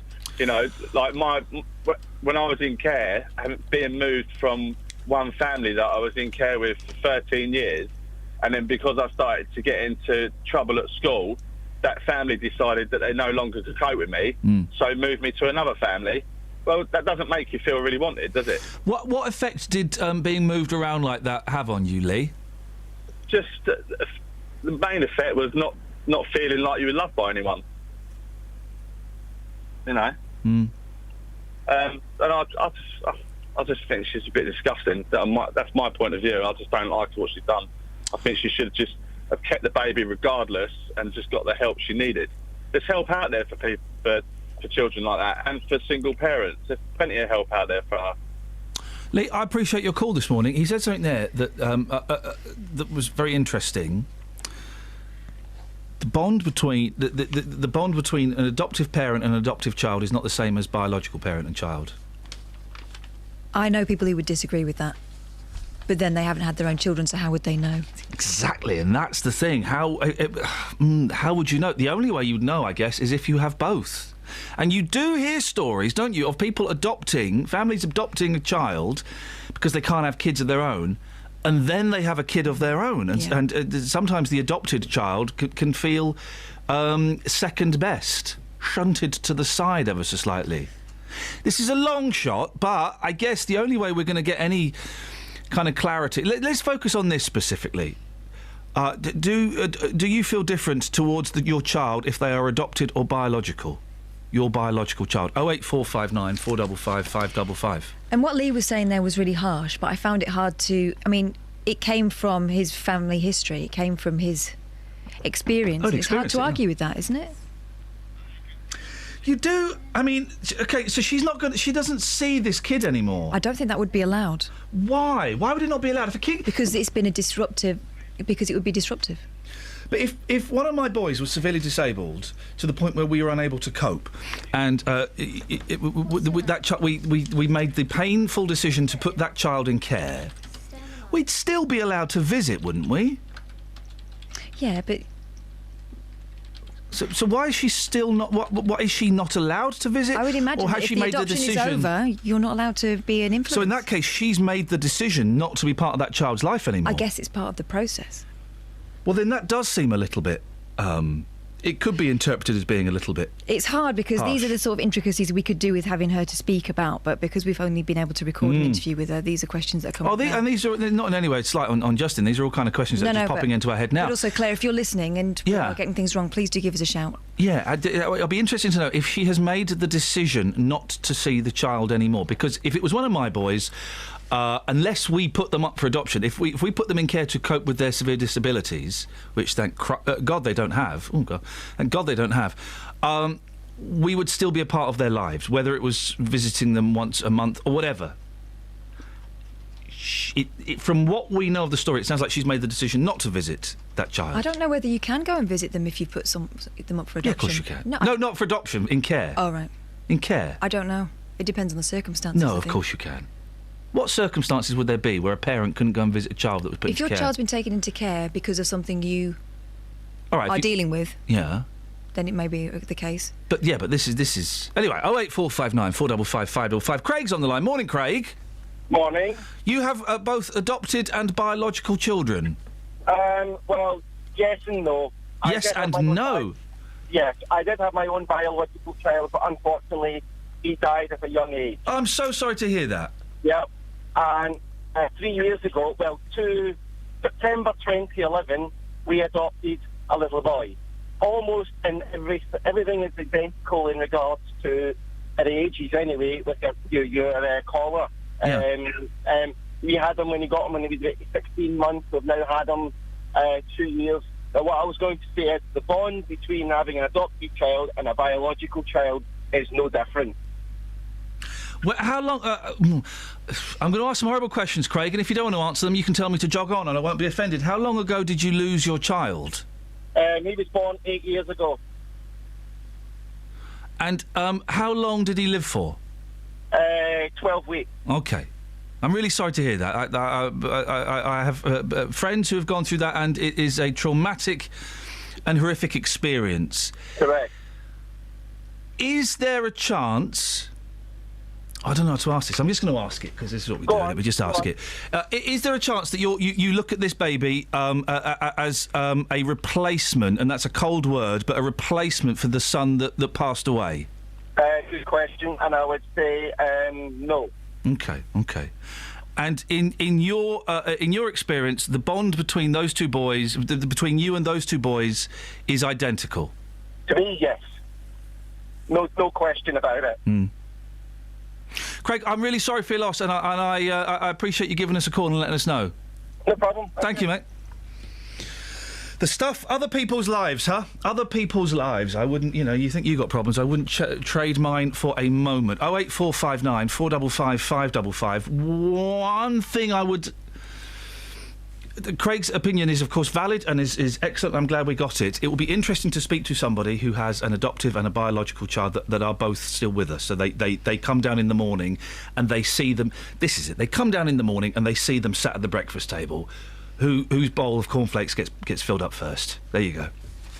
I thought you were going to say that. I can't believe you said that. Why? Who'd you feed first? Yeah, Does that show who you love first or who's the hungriest? Well, I'm not asking if your house is burning, which one do you pull out, which was the other thought in my head. No, I don't mean that literally. Whose bowl of cornflakes do you feed first? I don't mean that literally. There's a metaphor in there somewhere. I know what you mean. Which one's your favourite out of the two? That's it, isn't it? That's what I'm fudging around. 08459 455 555. Oh, no, that's the wrong button. We certainly don't want that, do we? No. Right. A woman from Welling is demanding answers after it took 3 trips to hospital and 10 hours to deal with a simple leg wound. Julie Goldsmith from Welling Garden City was cut by broken glass at work, weren't you, Julie? Yes, I was. What happened next? My manager called the paramedics, who arrived about 15 minutes after, and he took one look at it and said it needed stitches. Yeah. Because it was quite deep and open, and quite a lot of blood was coming out. And he said he would have done it, but didn't have any anaesthetic. So he said, you'll have to get off to the Lister Hospital to get it stitched. Yeah. So I said, what about the QE2, because it's nearer? So he said, oh, no, you probably need it x-rayed because there might be glass still in there, and they don't x-ray after a certain time. Ah, OK, yeah. Whether that was true or not, I don't know. Yeah. So my manager took me up to the Lister, and my daughters, I'd phoned them, and they both arrived up there as well. Waited in triage to be seen, and then taken round to the urgent care. Mm-hmm. So we sat waiting in there for an hour or so, because it was like, not how urgent you are, who's next? So waited forever, then went into a side room, and a nurse came in and looked at it and said, oh, no, you don't need stitches. We just put a dressing on it. So put a dressing on it, and it kept bleeding and bleeding. She took it off, put another one on. She said, it will stop eventually. It's because you take aspirin, which thins the blood a bit. Right, OK. So what happened? Did she send you away then? Yes. Right, and you went home? I came home. My daughters brought me home, and I got out the car outside, and my shoe was full of blood. Oh, blimey. Where it just wasn't stopping. Just wasn't stopping. So what happened? Your daughter took you to another hospital? Well, I came in and got a towel to wrap it round my leg, and she said, I'm taking you back up the QE2. So we went up there, and it was empty in there. Oh. And the nurse said, come straight in. We'd explained all what had happened. The nurse at the Lister had put these butterfly sticky things on. OK. But she hadn't pulled the wound closed and stuck them on. She just laid them across the top of the wound. And she sent you away with that? Yes. OK. So you get back home again? No, I'd gone to the QE2. Yeah. And she'd seen what they'd done up the Lister, and she said that it hadn't been done properly and that. Yeah. She said they tried to put pressure on it and stop it bleeding. She said if it doesn't stop bleeding, you're going to need an internal stitch in it. Yeah. Which she said they don't do at the QE2. So she put this dressing on it, bandaged it all up, and said, that's all we can do. You know, if it does, keep bleeding, go to the QE2, Lister. Yeah.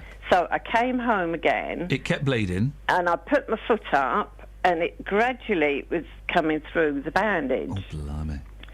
So my daughter said, "Are you going to be all right? Do you want us to take you at the Lister?" So I said, "Well, now I've got my feet up, it might stop." Yeah. So I sent my daughters home.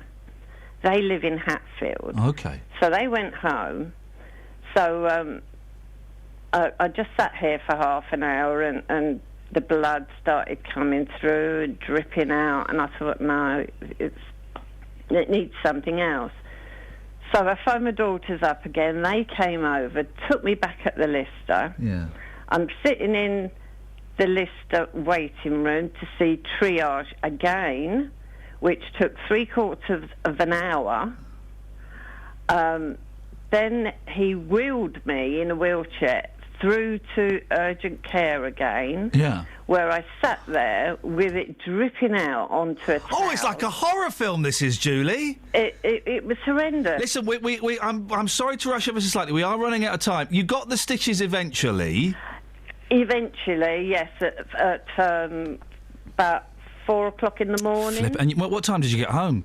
I got home and actually in bed at 5 o'clock in the morning. How is your leg now? I've still got the stitches in, half of them, because I went to have them out the other day, but it's not closed a bit. And dear. I'm on antibiotics because they think there might be a slight infection. So I'm off up there today to have it looked at again. Blimey. Julie, in 20 seconds, what would you like to see done differently? To be seen a bit quicker and by a doctor and not a nurse keep telling me that it didn't need stitches when the paramedic said it did. Julie, listen, I hope that infection isn't too serious. You've got good kids who look after their mum, so well done you for bringing them up properly, and thank you for sharing your story. Travel news for beds, cards and bugs. BBC Three Counties Radio. On the M1 southbound, it's very slow from junction 12 for Flitwick to junction 9 for Redbourne. And on the M40 towards London, it's slow just before junction 4 for the High Wycombe Handycross roundabout on the speed sensors. On the M25, anti-clockwise queues are still building up between junction 21A for St Albans and 19 for Watford. And in Borehamwood on Shenley Road, that's closed in both directions at Theobald Street because of a large pothole in the road there. On the trains, Bellevue Greater Anglia are running a normal service now between Broxbourne and Hertford East after the problem earlier at the level crossing at St Margaret's has been fixed. Samantha Bruff, BBC Three Counties Radio. Across beds, hearts and bugs. This is BBC Three Counties Radio. And breathe. It's 7:30. I'm Lee Agnew. The headlines: a mother from Hemel is defending the decision to give up her 3-year-old adopted son because she can't cope with his disabilities alone. Claire Patterson says that when she adopted the boy, she wasn't told how serious his health problems would be. A man in his 60s has died after falling from his Vespa scooter in Watford. The accident happened on the A405 North Orbital Road close to the Woodside Leisure Park shortly before 6:30 last night. And a woman from Hertfordshire who needed 3 trips to hospital to get a leg wound stitched says she wants an apology from the NHS. Julie Goldsmith from Welwyn Garden City cut herself on broken glass at work. The weather will be cloudy today with a few showers at times. Top temperatures just 8 degrees Celsius. That's 46 degrees Fahrenheit. Three Counties Sports. BBC Three Counties Radio. The Watford boss says his side needs to maintain their form until the end of the season. The Hornets are in the Championship's second automatic promotion place after their 4-1 win against Reading. Slavisa Djukanovic wants his players to stay focused. It's very difficult to keep this kind of the control, and we today scored 4 goals. We can score some goal more. It's many games still front of us, and we must be strong for next game and for be ready for all the games what is in front of us. The MK Dons remain 4th in League One after victory at Walsall. In League Two, Wycombe are up to 2nd after their win over Shrewsbury, but Luton Town lost at Portsmouth, and Stevenage are just outside the playoffs after a draw at Cambridge. Hertfordshire's Lewis Hamilton beat his teammate Nico Rosberg in a 1-2 finish for Mercedes at the Australian Grand Prix. Hamilton led from start to finish. Into the penultimate corner then for Lewis Hamilton. The crowd here rises to its feet and applauds Lewis Hamilton. The reigning world champion gets 2015 off to the best possible start. It's his first win in Australia since 2008 and the 34th of his career. A brilliant start to the year for Hamilton. Ireland have been knocked out of the Cricket World Cup following defeat to Pakistan. And in Rugby Union's Six Nations, France thrashed Italy 29-0 for their only second victory of this season's campaign. The championship title will be decided on Saturday, with England, Ireland and Wales all in contention. BBC Three Counties News and Sport with more at 8 o'clock. 08459 455 555. BBC Three Counties Radio. Hey, morning, boss. Hello, fella, you're right. Yeah, very well, thank you. Why have we got Dealey on again, Because Boyle? Justin got in touch with me after we had that conversation about the adoption. What do they call it? A disrupted adoption. They are, yes. You were wondering why she didn't see the child anymore. This is Claire Patterson, who adopted a baby, and then after a couple of years, he had severe disabilities, and so she ended the adoption. Yes. Mm-hmm. And I wanted to know, well, does she still see the kid? Exactly. A lot of people asking that question as well. I've got a clip here. Obviously, I was with Claire yesterday for a good hour or so. Time is very tight on this programme, so we played a 5-minute interview earlier. But a lot of people asking the question, when did she last see her son? Just take a listen to this. Well, when he went back into care, it wasn't long after that the local authorities raised the care order, which means that they can make all decisions for your son in their best interest. And literally not long after he went back into care, I ended up having to go to court over this care order, which I will explain in a moment. But after that, after having had the full support of social workers for the fact that my son was unmanageable at home, all support was withdrawn, and they actually then advised me that reintroducing myself to my son could potentially be detrimental to him. So it has been an ongoing, agonising situation for me, which is still to this day unresolved. I have had no further dialogue with social workers. Hopefully that answers some of the questions. I mean, Claire has been in touch this morning. I've invited her to join you live on the programme after 8 o'clock this morning. The invite is there, Claire. I know you're listening this morning. As you can imagine, she's very upset about some of the comments that are coming in, people saying that she's disgusting. I mean, what she would like to say this morning is that she had absolutely no option here. This was the advice from social workers and doctors, that this baby boy, who we can't name for legal reasons, he needed more than 2 carers. He needed 24/7 medical supervision. She must have expected people. Yeah. She's lost loads of her friends because of this, so she must have expected people to be critical of her decision in this situation. It's all part of the process of trying to get her story out there, and of course now she started this website as well. So of course, as I mentioned to her yesterday, that there's probably going to be a negative reaction. But some people this morning saying, I don't believe that. I don't believe that story for 1 minute. She could have looked after that baby. Well, you've got to understand where that feeling came from. This was someone who had been given up on by his adoptive family in the past. So a lot of it was about how he still feels about that experience. I don't think it was necessarily about Claire. But she wants to reiterate the point this morning, that wasn't an option. This baby needed 24/7 medical supervision. So she says, to answer anybody this morning who says, why didn't I do more? There was no care package in place so that I could have my baby boy at home. There was no option. He had to go back into care. On the surface, it looks like a single lady has adopted a baby. Things have not worked out, and she's quite simply handed that baby back like a toy. But she's saying that's not the case at all. Justin, excellent stuff. Thank you, Claire. If you're listening, 08459 455 555. It would be because every question that gets answered, another question pops up in my head. And it would be good to have a dialogue as opposed to, going back and forth between the excellent Justin Dealey. Daniel's from Hertford. Morning, Daniel. Hello, young man. How are you? There's a lot of space in your head as well, isn't there? There's a what? A lot of space in your head as well. What on earth? You flatter me by calling me young, and then you say I've got a vacuous head. Yeah, I give with one hand and I take with the other. Well, that's. I don't mind that. What have you got for us, Daniel? Hello, young man. I just kind of a twofold story for me. I'll make it quick. I was a coloured young lad who was adopted by a white family. In the 60s. Yeah. They had 2 children of their own, biological children. So when they adopted me, they were, to be fair, they were set to go. So I was a foundling. I was found in a dustbin in the corner of Hornsey Bavaria Road in 1968. Whoa! Hang on a second, man. You were found in a dustbin? Yeah, in the corner of Hornsey Bavaria Road in 1968. Flipping heck! He's a dustbin baby. I'm glad there wasn't any wheelie bins, otherwise I wouldn't have been here now. Well, we saw what happened to that cat that got put in a wheelie bin, so you got off lightly. And the love that my parents gave to me was unsurpassable.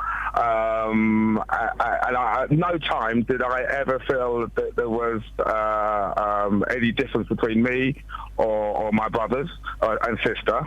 I don't think my parents particularly went out of the way to do so, but it was just there was a nice balance created. And I have to say, on the flip side of that, as a father of 8, I've got 6 boys, 2 girls myself, and I'm a single parent. I've got an adopted child as well. So I know both sides of it. Yeah. My children range from 30 right the way down to 6. And I'm just actually in the car at the moment with my adopted daughter. I'm about to take her to hospital. She's got a brain tumour. Oh, blimey. Various ongoing things as well. Yeah. I do think Claire has had a rather bad press, to be honest with you. Go on. I think there's a lot of haters out there. And I do think, in having listened to the whole story, that... there is a justification. There was a deep justification, be it biological or I'm a believer. It doesn't make any difference. It's all about your deeds and your actions. Explain the justification. You don't know Claire, do you? I don't know Claire. No. Explain the justification, because there are people listening who can't comprehend how you could get rid of your child because they were poorly. Right. Well, I think what makes it hard for people to understand, they're using the word "get rid of." Yeah. And slightly, she did sound slightly emotionally detached on the radio there. We don't know how many hours, weeks, days, months this woman sat here crying prior to making this decision. And she doesn't interview well, to be honest with you. But what I will say is that, irrespective, when you're talking about that level of care that is required, be it biological or be it adopted, it's something that you have for the child's best possible interest and the child's best ongoing welfare. If you need that kind of care, it's something that can't be given. It cannot be given. So when people say cold and dismissive, and they turn around and say, "Well, it's your child, you look after it," they don't believe that. I think they have to look deep within themselves and be realists. And to me, there's only one reason you give up your child: if it's ugly. No, just kidding about that. Daniel, thank you very much indeed. Say hello to Mary, Catherine. Hiya, Mary. Hello. Hello, tell us your story. Well, I have the experience of having one of each. Many, many years ago, we were, after lots of problems, we were told we would never have a child, so we adopted a daughter of 5 weeks. And 1 year and 10 days later, I had a son. And those 2 children have grown up now, one's 55, one's 54, and there is absolutely no difference whatsoever. I can honestly say that my love for both of them is exactly the same. And my tear-jerking card that I had yesterday for my daughter, it just explains it all. She has never asked where she's come from, who she was, what her name was. She's never put me in any awkward positions. And I can honestly say, had she been mine, she couldn't have been a better daughter. Oh, Mary. Which one's your favourite? I haven't got one. How can I have? I've had it put to me many times. How do you feel about that one? Now you've got this one. Yeah. Absolutely no difference. So that rush of love you get when you have your first child, you felt before you had your first biological child, did you? I had the rush of love when I had the adopted one. Yeah. And then I can tell you, the emotion between adoption and having one your own, the greatest emotion is adopting. Because it felt like more of a fight. Well, yes, it was a fight to get her. And when she was placed in my arms, I knew she was mine. And she's been mine for 55 years. Mary, you sound like a wonderful mum, and it sounds like you're very lucky with your 2 kids. Thank you for sharing your story. Thank you. Thank you. 08459 455 555. Just to kind of back me up a little bit, April has emailed. I know. Sorry, Kath, I'm going to have to defend Ian on this one. This is Mother's Day. Didn't do Mother's Day. You should be thankful and show love and respect to your mum every day of every year if you have that relationship. Not just one day each year. The commercialisation of Mother's Day is a crock of poo. I agree, but it's still something I feel guilty about if I don't phone my mum, at least on a Mother's Day. No. I went round there. Do you know, I might not phone her up for the rest of the month. Keep her on her toes. The thing is, I went round there, but my sister invited her over for dinner, so my sister's won. Oh, OK, we can do that. Who won yesterday on Mother's Day? Was it you or your brother or your sister? 08459 455 555. Travel news for beds, cards and bugs. BBC Three Counties Radio. On the M1 southbound, it's slow between junction 12 for Flitwick and 9 for Redbourne. And looking at the M25 anti-clockwise, there are queues building up between junction 21A for St Albans and 19 for the M25 junction for Watford. In Borehamwood on Shenley Road, that's still closed in both directions at Theobald Street because of a pothole in the road. And on the A40 Western Avenue, there are queues between the Swakeleys roundabout and the North Circular Road. Having a look at the speed sensors in Watford, and Exchange Road is looking busy around Beach and Grove. On the train departure boards, there are no major delays at the moment. Samantha Bruff, BBC Three Counties Radio. Thank you, Sammy. 7:46, it's Monday the 16th of March. I'm Iain Lee. These are your headlines on BBC Three Counties Radio. A mother from Hemel is defending the decision to give up her 3-year-old adopted son because she couldn't cope with his disabilities alone. A ceremony marking the start of work on the Dunstable Northern Bypass takes place today. A ceremony? What? That's... can we get clarity on that? I think it'll involve a silver spade and a ribbon. A ceremony marking the start of work on the Dunstable Northern Bypass takes place. So it'll be someone, be like a councillor or someone giving a speech. I take great pleasure in starting the work here and... Yeah. A ceremony. And all the blokes in fluorescent jackets will put their cups of tea down and grab their tools. 08459 455 555. Why would you have a ceremony to start work on a bypass? And who won in your family yesterday? Was it you or your brother or your sister? Beds, Hearts and Bucks weather. BBC Three Counties Radio. Hello, good morning to you. This is Sarah Thornton with your BBC Three Counties weather. And we start this morning with some rain around and quite a bit of cloud in the forecast too. We've got some heavy bursts, although they're tending to clear off towards the west. But at the moment, for instance, West Buckinghamshire seeing some heavy bursts of rain coming through. Generally clearing away though, as I say, and then a lot of cloud in the forecast for the day today. We might see some breaks coming through this afternoon or just some thinning of the cloud, but cater for the risk of showers through the rest of the morning. Drier later, top temperature of 7 Celsius. Tomorrow a better day, off to a cloudy start, but some brightness or sunshine coming through in the afternoon, and a top temperature of 9 or 10 degrees. A foggy night, foggy start into Wednesday morning, I should say, but then we're dry through the day with some sunshine again and a high of 10 Celsius in the afternoon, but cloudy once more for Thursday. A northeasterly wind sets in once again. A lot of dry weather in the forecast past this morning, but there'll always be quite a bit of cloud as well. Every weekday morning. Let me get on with your consumer problems. Should I expect it to last as a £350 TV or a £250 TV? Jonathan Vernon Smith. Have you gone back to the retailer? I went and spoke to the company that you'd paid the money to. The JVS show fights for your rights and tackles your consumer problems. So I emailed again and reminded them of the statutory rights, which I've heard in your programme. If you need our help, email jvsshow@bbc.co.uk. They've backed down and they have put in writing to me that I no longer owe the money. And we could do the same for you. That's fantastic news. Thank you so much, Jonathan. Your team is fantastic because you look after the people. The JVS Show. Weekdays from 9. Look at Kelly. BBC Three Counties Radio. Did you see Kelly rocking out to the music? I mean, who wouldn't? even notice. You were totally rocking out to the music. Yeah, I do. Sad news in Harlington today. Yeah.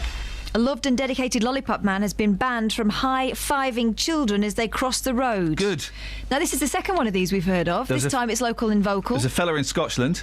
Yeah. Scotland. Well, now it's happening in Harlington, everybody. Yeah. Parents in Harlington have slammed Central Bedfordshire Council's decision to stop Peter Leonovich giving children a high five and says it's upset them. He's driven from Malden every week for the last 8 years to do his job at the junction of Station Road and Sundon Road in the village. And the council say it's all to do with safeguarding rules. No more high fives. No, good, because you know why? Because you're supposed to stand there. The rules are you stand there with the stick outstretched in one arm and your other arm outstretched so that you're a massive, visible thing. If I'm high-fiving you... Let go. Ow. If I'm high-fiving you, it's not... Work is different. Oh, it's cheery and chirpy in the morning. Not. That's what you want. It really annoys me. Do you know what? I'm going to say it, and I've shillied and I've shallied. We don't need lollipop people. Whoa. We don't need them. And I've towed the BBC line, and the BBC can stick it. We don't need no lollipop people. We don't need no thought control. But you know why we've got lollipop people? Because we haven't got enough proper crossings. Oh, for goodness sakes! You've got parents. These are for toddlers. You're not going to let the toddler cross the road on their own. You've got parents to keep an eye on them. No, gosh. I'm sorry. I'm really sorry. Actually, this gets me angry. Next, you're going to say, "Let's get rid of red phone boxes." Have we still got some? Oh, for goodness sakes! I've seen lollipop men and women go up to the crossing, press the button, wait for it, and then walk along with the kids. What is the point of that? The kids love pressing the button. I'm all for it. Friendly, British, uniforms, lollipops. All right, Farage. I like it. No, I don't like it. I like a lollipop person. I don't like a lollipop person. Call me now, 08459 455 555. They'll all be on your side, because they all love you. She was doing the long note as well as me. Wasn't just me doing the long note. In fact, I did the longest note. Yeah, you're like, hey, Matty Boom Boom, and it's Christmas time, la la la la la. I sing a long note, you go bonkers.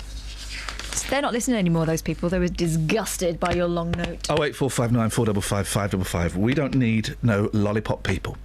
Now, a former independent Flitwick councillor has joined the official monster raving loony party in the MP race for Mid Beds. It's Anne Kelly, or should that be Mid Beds Minx, Anne? Hello, yes, that's right. That's my official loony name, Mid Beds Minx. You do sound absolutely crazy. Yes, I am. Why have you joined the party? Well, last year, because I do have friends who've been in the party, and I've been to events and that type of thing. And then last year they said to me, "Would you stand for Mid Beds?" So I said yes. Easy as that.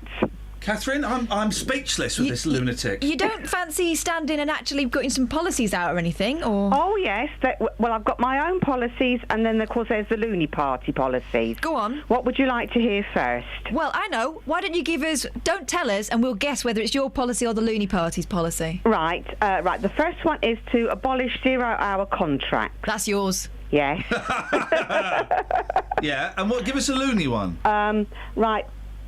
Because there's concern about the lack of red squirrels, because the grey squirrels are taking over, they're going to paint half the grey squirrels, so it's 50-50. 50% grey squirrels, 50% red squirrels. That is loony. Yes. You have to pay money for this, Anne, don't you? This is £500 that you're literally just throwing into the wind. Oh, but not if I don't lose my deposit. I won't. I'll get it all back again. How many votes do you need to get your deposit back? 5%. Oh, come on, Anne. Just give the money to me. I could do so much with it. I could buy so many nice clothes. Give it to squirrel conservation. Yes. Now listen, you've been a mayor in the past, haven't you? Yes, I have. Yes. So you've been involved in local politics before. Oh yes, I have. Yes. Why don't you go and stand for mayor again, or a councillor or an MP? Well, I'm standing for an MP. Yeah, I suppose so. But like a proper one. You don't really want to do it, though, do you, Anne? Well, no, because it is a proper official political party. Yep. So I am standing as a proper MP. And in fact, the loonies, they have got seats on councils around the country, you know. Have they? But Anne, They come on, have. be honest, you'll be gutted if you get in, won't you? Gutted if I get in? Yeah. I'll be absolutely thrilled. Goodness me. Would you? Oh, of course I would, yes. But what about... You won't be able to push for your 0 hours contracts to be abandoned. You'd have to go on the squirrel thing again. Well, no, I can still do my 0 hour contracts. And, of course, because I won't have a party whip behind me, I can stand up in Parliament and say what I like. Oh. Hang on a minute. And join committees and lobby on committees. I'm starting to... but can I just say, our political reporter, Paul Scoins, has sent me an email. Yes. How are you going to fund the squirrel painting initiative? Well, can you give us detailed costings, please? Well, that's not down to me. That's down to the party. Well, you must have an idea where the funding's going to come from, Anne, if you're going to paint these squirrels. Oh, yes, of course, because if the party get in, then they'll have the whole government budget, won't they? They'll have all the tax. But if from the taxpayers. If you get in, you won't have all of that tax money. So have you costed this? How much is it going to cost to paint the squirrels? I won't be painting the squirrels. I don't think you quite understand.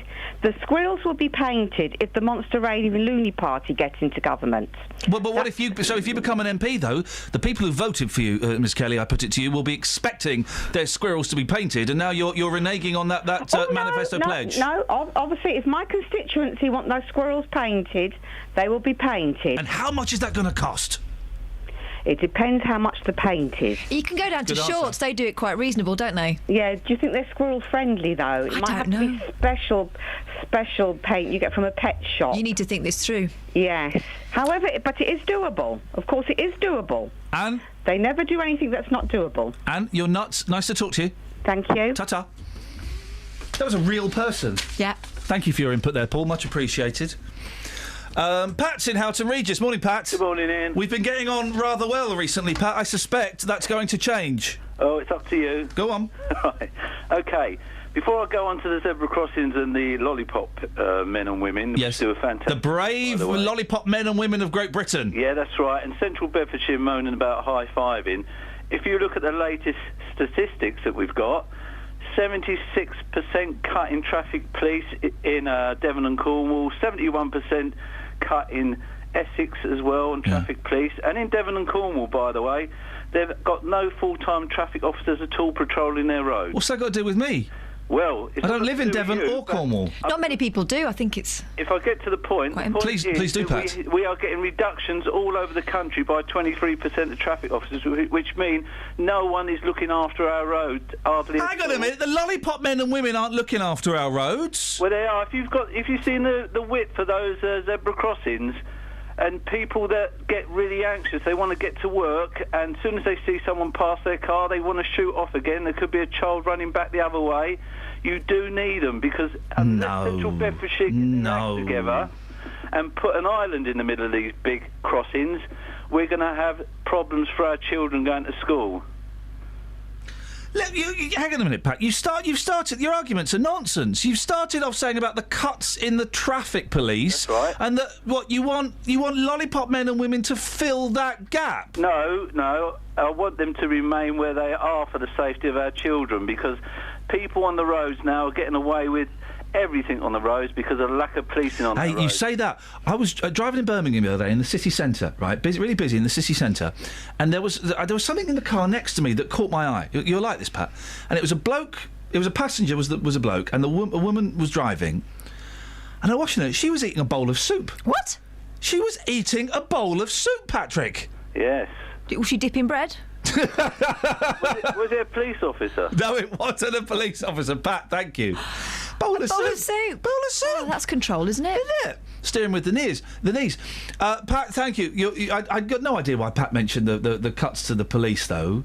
Because the traffic lollipop ladies and men, they're just an annoyance, really. We don't need them. They cost money. Not much. I know, but when we're making cuts everywhere... They don't cost as much as some Belisha beacons. Oh, well, we've got the Belisha beacons. But some places don't. No, I'm sorry, mate. I'm not having it. Parents' responsibility. Parents' responsibility. Gosh. Yeah? Responsibility. That's what I'm 2 talking... words. Yes. No, 3. Responsibility. Oh. Thank you. Travel news for beds, cards and bugs. BBC Three Counties Radio. On the M40 southbound, there's reports that a lane's blocked around junction 6 for Watlington, which is causing queues. And looking at the M1 southbound, it's very slow between junction 15 for Northampton and 14 for Milton Keynes, and that's after an accident earlier on. On the M25 anti-clockwise, it's slow from junction 16 for the M40 to 12 for the M3. And looking at the roadworks on the A1M southbound, it is looking slow through there now from junction 4 for Welwyn Garden City all the way down to the M25. In Boreham Wood on Shenley Road, that's still closed in both directions at Theobald Street because of a large pothole in the road. I'm Samantha Bruff, BBC Three Counties Radio. Thank you, Sammy. Lollipop men and women. I've been sitting on the fence towing the BBC line. Well, I've been inspired by Clarkson. I'm going to punch you, dear listener, in the face. We don't need them. Simple. Hey, people who say that. Local and vocal across beds, hearts and bucks. This is BBC Three Counties Radio.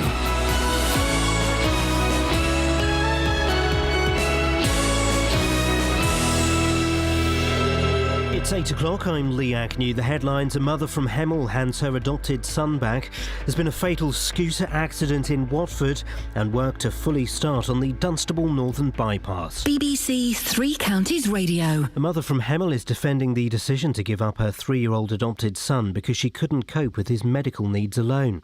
Claire Patterson says that when she adopted the boy, she wasn't told by social services how serious his health problems would be. I hadn't put myself forward as an adopter who could take on a child with more than mild developmental delay. And so obviously I would say that mild was changing to moderate, and it was difficult, but I was successfully managing all of his disabilities as a single carer. So at that point, I was coping.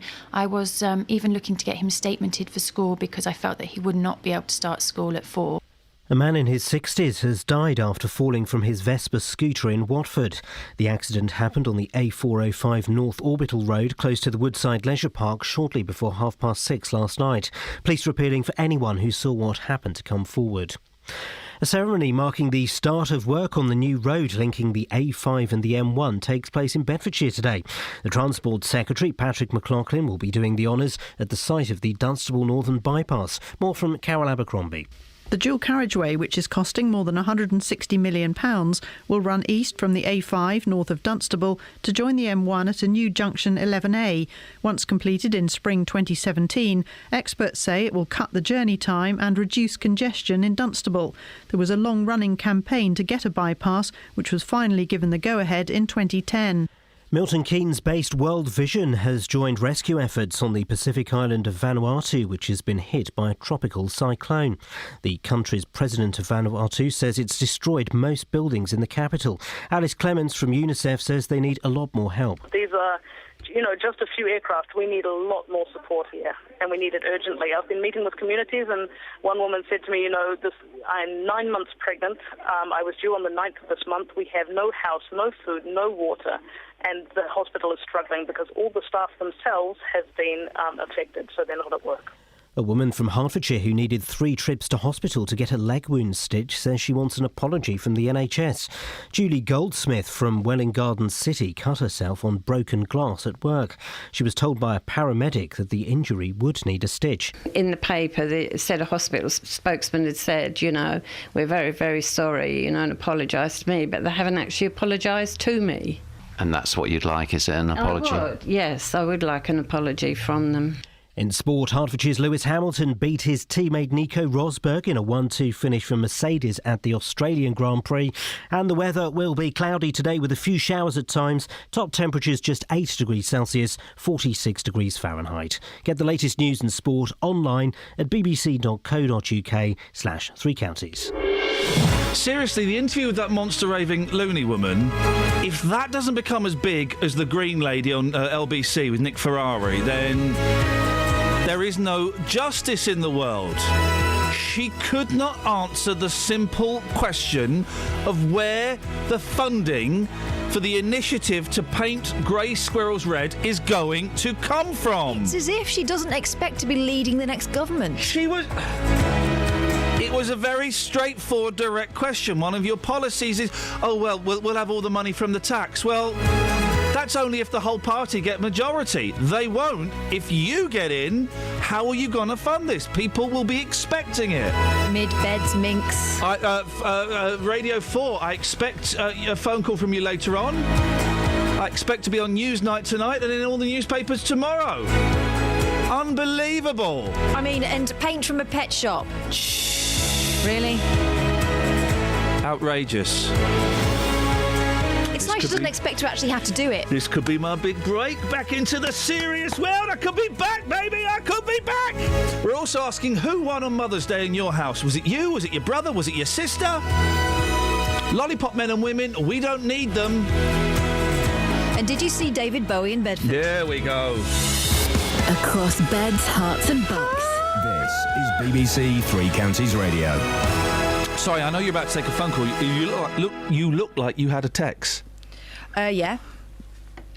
I agree, get rid of the lollipops. They stop me on a dual carriageway, for God's sake. No one should cross a dual carriageway unless it's quiet. And I get stopped by lollipops on zebra crossings. Grr, from Sally in Luton. Grr. Thank you, Sally. Oh, you missed that phone call now, so you got time to read more texts. They'll phone again. We're also talking about, with regard to Mother's Day, this is from Teddy Boy. With regard to Mother's Day... Teddy Bear. That's my little name for him. My sister won because she had dinner at my mum's. I got the booby prize and went to the Outlaws. I got to say, this is the best thing best phone in you've ever come up with. What do you mean phone in? It's my life. Who's winning? Who won? Who won on Mother's Day in your house? Was it your brother? Was it your sister? Was it you? 08459 455 555. Speaking of mums, a Hemel Hempstead woman is reaching out to other people who've experienced what's known as a failed adoption. In Claire Patterson's case, 2 years after taking on her son, he developed severe disabilities, which as a single mother she was unable to cope with. Here she speaks to our reporter Justin Dealey about the day her son was taken into full-time care. Yeah, I mean, it was incredibly difficult and, obviously still to this day, I still don't know how to resolve the issue of seeing him or not seeing him because, as I say, I haven't had that dialogue with anyone from social services. It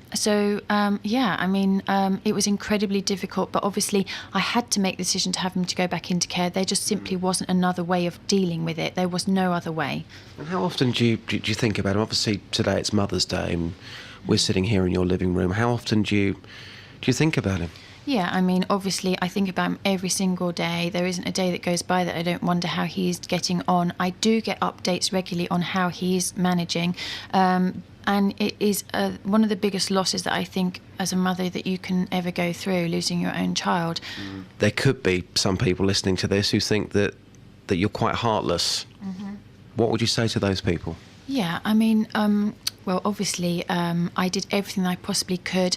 I just want to make it clear as well, it wasn't because of his disabilities that he, I was coping with those things, and it wasn't as if because of the disabilities, I returned him. It had nothing to do with that. I actually managed those disabilities really, really well. I loved my son. I still love him, and it wasn't a question of lack of love or devotion. It was to do with his complex medical needs. Well, Claire believes her story isn't unique, and we've heard from adoptive parents this morning. Joanne Alper is Director of Services at Buckinghamshire-based adoption agency Adoption Plus. Joanne, what do you make of Claire's story? Hi, Ian. I just think it's incredibly sad. Sad for her son and sad for Claire. Obviously, when she made the decision to adopt, she wanted to care for a child, have a child in her life, and she's obviously tried very, very hard, but due to circumstances that sounds like beyond her control, it wasn't possible. I mean, fortunately, the kind of problems Claire's been through are actually fairly small in adoption. I mean, there was some research undertaken and published last year on adoption disruption and breakdown, and there's only 3% of adoptions in the UK do disrupt. So fortunately it is a very, very small number of people who have these difficulties. But even that small number is too many, and the government recognise that, and the government are investing £19.3 million this year in an adoption support fund to help support families where children have got additional needs. There are some, and I believe that Claire's listening. Claire, if you are listening, I'd love to speak to you. You can give us a call. There have been some people this morning, Joanne, who have suggested that it's not like you buy a car and then the car doesn't work, but you've kept the receipt so you can send it back. Surely, if you adopt, then that is your child for life. Absolutely. But it sounds like, and obviously I don't know all the individual details of Claire's situation, but it sounds like her child at the moment is cared for in a situation that isn't like a family situation. It's a more intensive situation. She's got 4 adults who I understand who are caring for her little boy. Well, in those situations where some children need more of a residential type of care support, then there are birth families who have got children who give birth to children with very, very complex medical needs who need their children to be in residential care because practically that's the care they need. And I don't know the details of Claire's situation, but there are a group of children in the UK because of their disabilities that do need a much, much higher level care. You said that it's only 3% of adoptions where they have this adoption breakdown. What other reasons are there for this not working out? I think if you speak to the parents in the past, they'd probably be talking about a lack of support because a lot of the children may have experienced early difficulties prior to being placed for adoption, which is why it's so important that families have access to support when they need it. And I think the positive thing is that that's been heard and responded to, and now this fund is being made available. It's coming online from the 1st of May this year. The families will be able to access this additional support. Joanne, I appreciate your time and your thoughts this morning. Thank you very much indeed. Joanne Alper, Director of Services at Buckinghamshire-based adoption agency Adoption Plus. Across beds, hearts and bucks. This is Iain Lee. BBC Three Counties Radio. Text on that from Tony, who says, I believe that the mum who gave up her disabled adopted baby, it was a hard decision to come to. She's very brave. The child needs the best care it can get. If she can't do it, then she took a hard choice of letting the child go to have a better life. More people should do this if they cannot cope with the children they have. Otherwise, the child may end up in an abusive home. That's from Tony. I don't think there's any suggestion that it might have ended up becoming abusive, but I see what you mean. No. It's tough, isn't it? It's a tough one. Claire, I'd love to talk to you this It was really morning. brave of her to stick her head above a parapet that a lot of people are quite happy to take pot shots at. 08459 455 555. Have we had any sightings of a David Bowie in Bedford yet? No. Aye. Apart from the rumour from the pub regular and the quote from the barman. Can you find this story? Because this is in the Bedfordshire News. Okay, Bedfordshire on Sunday. This story, rumours are growing that international rock star David Bowie came to Bedford and went for a pint at the local boozer, the Ship in St Cuthbert's Street. There are 2 comments underneath that story that are not printed on here. Could you find that story online and see what those 2 comments are? One of them might be David. One of them could be David saying, yes, I was in the ship and I had... It's a delicious tipple. Got them. Go on, what you got, Kels? Let's read the comments. Olaf. What, the snowman? Yes. Oh, wait, hang on, it's just gone to an advert. Click the... hang on. Yeah, the internet's tricky, isn't it? Flipping. Hang on, stay there. Don't lose interest. I'm going for a beer with Lord Lucan this evening. I'll ask him. Oh, and cheeky. then somebody else. Yeah, he was there with Elvis. Oh! Good one. What, Costello? Costello, they're mates. Presley. Does it say Presley? Yeah. Well, you should have said that then, I mate. thought it was more funny if I just... The way I said it was all right. Well, maybe it was a load of old bullshit. That one's got one like. Did you have a beer with Bowie in Bedford? Call me now. What else have we got? Let me just look at the whiteboard. Who's winning? Lollipop ladies. Who needs them?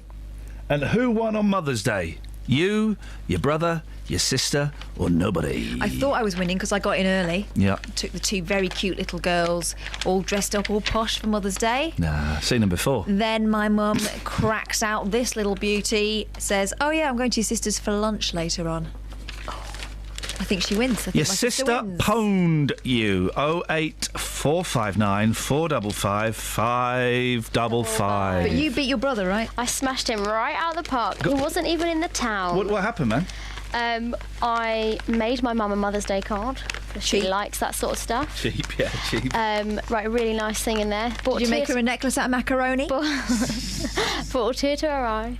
I bought a nice heart-shaped frame, put a picture of me and my brother in there. Ooh, got a bottle of wine, she's, like that. Wine wins. And Took her out for dinner. Oh, gosh, you really hit her with everything. What are you going to do on her birthday? Loads of stuff. She'll be expecting all that in a bag of chips. She'll get all that in a bag of chips if that's what she wants. My mum, innit? Here's a story. Have you ever dislocated your jaw? No. I have. It happens to me quite a bit. I think I've dislocated it. No, it's not from eating sausage rolls. I'm assuming that's what you're miming. I yawn and it clicks and it's stuck and you kind of got to push it back. Oh.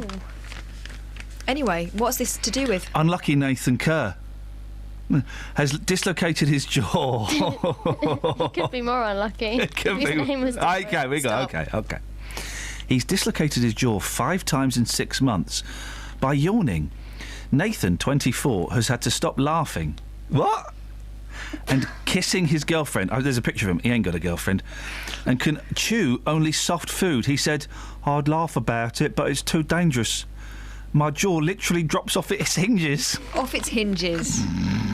Isn't that delightful? Nathan suffered his first dislocation in October when he yawned and discovered his mouth was jammed open. Yeah, that's what I have. My mouth is jammed open. No, again, it's not from Greg's.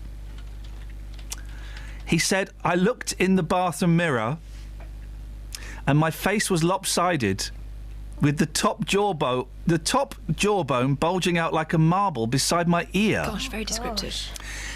Bless him. Kelly's serious voice. Do that again. Oh, gosh, bless him. His jaw was... Do that again. Bless him. Do the whole thing.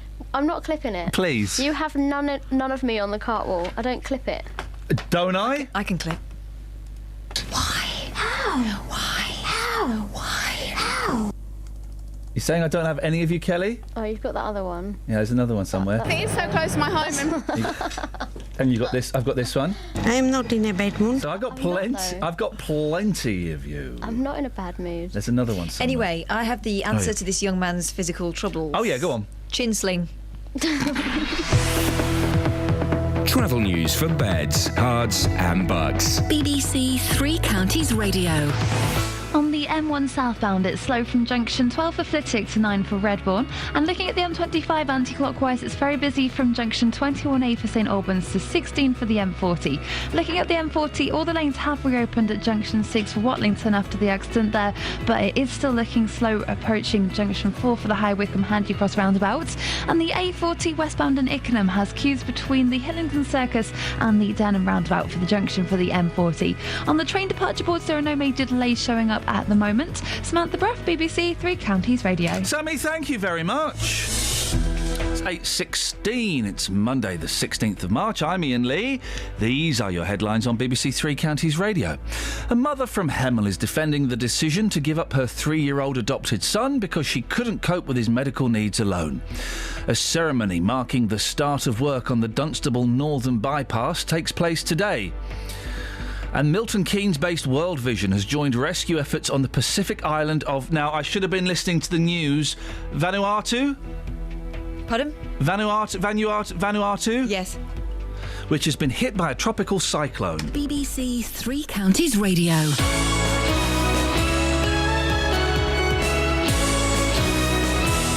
Roberto Perroni on BBC Three Counties Radio. Tip-top etiquette expert William Hanson, who is not a fan of politicians oversharing. Oh, good afternoon, Roberto. I feel slightly nauseous after that music. Thanks for that. Every weekday from 3. Let's talk to Harriet Harman, the leader of the Labour Party. We've been in Bedford and Cambridge, and we've had very interesting discussions. Let's talk cold callers. Do you have a tried and tested method of getting rid of cold callers? You've got to make up a word before you go on the phone, and so you can fit that word in without them realising the most time. Saying actually helps you feel calmer. Do you believe this, Sharon? Definitely. And since I read that, I've been doing it and I'm well chilled. Roberto Perroni, weekdays from 3 on BBC Three Counties Radio. Kath, what would you like for Christmas? Chin sling. OK, we can sort that out. That is not a problem in the slightest. Nigel's in Aylesbury. Good morning, Nigel.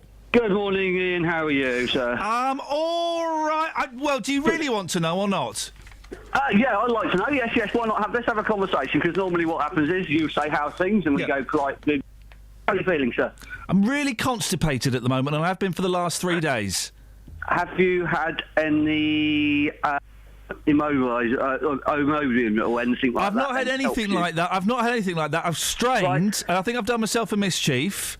Right. And it's actually very, very uncomfortable. Okay. He asked. I asked, but I didn't want to hear that. Drink more water and move on. Drink water. Tomorrow, Two tips. I'm going to write this on my whiteboard. No, don't. How are you feeling? Tomorrow's show... We want honest answers. We want honest answers to how are you feeling, OK? That's tomorrow's show. Thank you, Nigel. You've helped set up tomorrow's show. How are you feeling, Nigel? No, that's for tomorrow. No, that's for tomorrow, isn't it? How will you be feeling tired. tomorrow? No, I'm going to feel excited tomorrow because I'll go back. I've had a day off, so I'll be going back.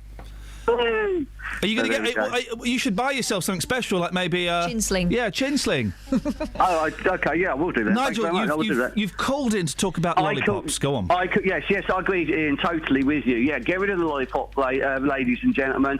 Get rid of the zigzag lines in front of the schools, and then let's just have a free-for-all with the cars parking all over the place and running as many children over as possible. Oh, I see you're delivering. I'm being sarcastic. You're being sarcastic. I got this. I'm glad you clarified that. I thought you were being sarcastic. Well, but Nigel, you've taken that to the nth degree because you've said then we'll have cars parking all over the place. Well, you do, yes. Well, no, the lollipop ladies don't stop cars parking, and you shouldn't be parking outside of school. That won't change.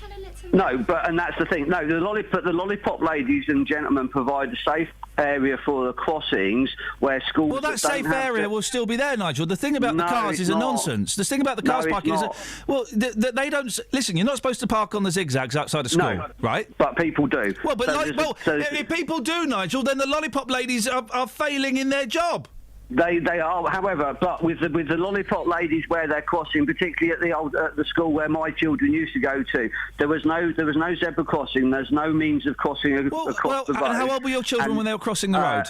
They were starting at 5 and then working there all the way up to Nigel, senior school. Nigel, now, come on. No. Now, go on. What are you going to say? I'm going to tell you, Nigel, you're 5 years old. You wouldn't let your kids cross the road on their own at 5, would you? No, of course they don't. So you don't need a lollipop lady. No, but you have the support of somebody dressed in a high visibility jacket, which has the right of way because the highway code says that. Oh, Nigel. Okay, what happens when you take your kids out? What happens when you take your kids out on a Saturday, or you take them to the doctors on a Thursday? There's no lollipop lady there. No, you don't. But then you use the zebra crossing, and they're not going to school, and they're not the responsibilities of going to the school. There's still your responsibility when they're going to school, Nigel.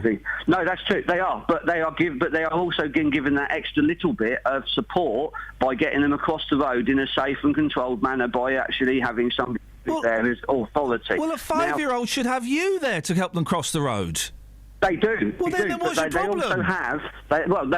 Because they're not because a car part going to and from school, and the driver does not accept your authority as a parent to cross over the road. Well, no, exactly. Nigel, that's what's going on. Let me finish. That's what. But Nigel, you're talking nonsense because you what you do when you've got a 5-year-old with you, you teach them how to cross the road and you wait until the road is clear. So you don't. You as a parent, you shouldn't be stopping traffic. No, but the lollipop lady and gentleman in the highway code, and that's where we're getting to. The highway code allows. Yes, I know, I do go on, but the highway code allows you to sort it out and allows you, and that is actually has to stop on that with that lollipop. Or you wait with the listen. You got a 5-year-old with you. You hold their hand when there's a break in the traffic. You cross. A 12-year-old should be crossing the road on their own. Next. No, because the 12-year-old should be crossing over the road on their own. So what's the point of a lollipop lady? Just to stop the traffic? Because they don't have lollipop ladies outside secondary schools. You just said that they did. No, they don't. No, they don't anymore. The lollipop ladies applied for junior schools up to junior schools and up to middle schools, and at senior schools you're expected. Okay, so up to the age of 11. About up to the age of 11. Okay, right. 11-year-olds should be crossing the road on their own. They should. Maybe even a 10-year-old. Anyone below that, the parents should be crossing them. Nigel, I've just saved the council a few quid. Thank you for your call. And scene. Iain, says Maff in Hanslope. Hello, Maff. Many years ago, I was in Shefford and the lollipop lady had to step through a line of traffic queuing the other way. Oh, yeah. All of a sudden, she took the pole and ushered the children back into the curb. As I looked into my mirror, I saw a tyre-smoking Volvo pile into the back of my stationary car. Good work on her part. And no, I don't expect to now have 50 text messages about compensation from Maff in Hanslope. So she saved lives. Peter's in Walmer Green. Good morning, Peter. Good morning. What would you like to have a whinge about today? I was trying to help you, actually. Go on, fella. You said you was extremely sore. Oh, no. After. Peter. Yes, yes. Right. Many years ago, I had a friend who was a chemist, ran a chemist shop. Oh, cheeky, eh? But you had a few good weekends. He told me that after you've been, if you wash down about ½ inch into the area... What are you talking about? Wash down after you've finished, if you like. Finish what? Down. I'm confused. Oh, well, you saying how uncomfortable you felt. I'm confused, Peter. What are you talking about? Spell it out. Come on. Piles, if you like. If you want the word, and now, because... Oh, they sound tingling. You cutting me off, are you? No, not at all, Peter. Right, I'm adding some dramatic music for effect. Well, now then, if you wash down ½ inch inside after you've been... ½ inch inside? Yes. That's that much? And I found that, and I've told quite a few people this, that it totally relieves it. It doesn't cure it, but it relieves it. I'm just telling you because... When you're uncomfortable... Do you fancy singing a Bill Withers note with me, Peter? Because we'll get less complaints. Well, how uncomfortable it feels. Peter, I have had piles in the past. Yeah? I may currently have them, but I shall... Would you be able to help me? Would you show me how to do that, first of all? Well, I do it myself regularly, and I don't suffer at all. Thank you very much indeed. Why are you still doing it, then? He loves it. I've got to do this. On FM, AM. Oh dear, oh dear. Radio. This is Iain Lee. On BBC Three Counties Radio. There we go. I'm trying to reset the clock as we go to a serious call. Thank you, Peter, for that little peek into your life. Now, just for those who've just tuned in, Catherine, Claire, what's this story about... let me get the lady's name. Claire Patterson. Yeah, from Hemel Hempstead. She set up a website for people who have experienced the same thing that she has, heartbreak of what's called a disrupted adoption, which means that what other people might call a failed adoption, that the authorities have to step in and take the child back. In this case, because the child developed a range of really serious medical conditions, among them constant seizures. OK. Well, let's go to Sarah. Morning, Sarah. Hello, Iain. Sarah, what would you like to say? Oh, I'd like to say that I have huge sympathy for Claire, not just as a carer to a disabled child myself, but also as an ex-social worker. I've seen it happen myself when I was working in social work, that we had parents who had adopted children who had complex needs but were copable. As the child got older, the needs became more and more pronounced.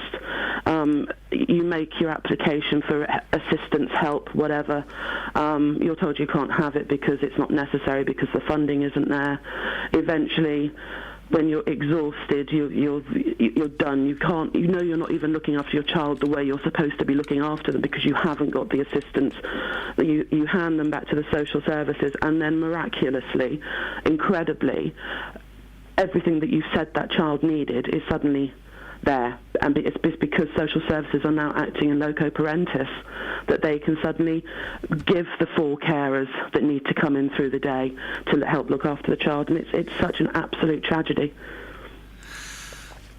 Devil's advocate, Sarah. Yep. Parenting is hard work, isn't it? Get on with it. Absolutely, it's hard work, but also when you have a child with intense special needs, the assistance for you to help should be there, because otherwise families do break up. I mean, I'm the carer of an 18-year-old son with complex needs. I get no assistance whatsoever. And you still manage, and you've not handed your son Iain, over to social services. I manage by hanging on to my sanity by a shoestring that's getting more and more worn as the years go on. I manage, and that's probably about as best as I do. But, this little boy's needs are far more complex than even my son's needs. The very fact that there's now 4 full-time carers working with him shows that he had complex needs. And if maybe that those needs had been met even halfway in the home, they wouldn't be in the situation that they're in now. Sarah, I appreciate your call. Thank you very much indeed. 08459 455 555. On Twitter, Scott raises the good question: what exactly does Peter use to clean half an inch inside his, area? His area. 81. Tomorrow we're going to do it. How are you doing? How are you feeling? We're going to answer it. We're going to answer the questions properly. And we're going to be honest, and we're going to be open, and we're going to be vulnerable. That's what we're going to be, vulnerable. I am going to bring my dustpan and brush for that one, because there'll be a can of worms all over the floor. You don't want to clean them up with a dustpan and brush, pick them up. Is there mud in this can?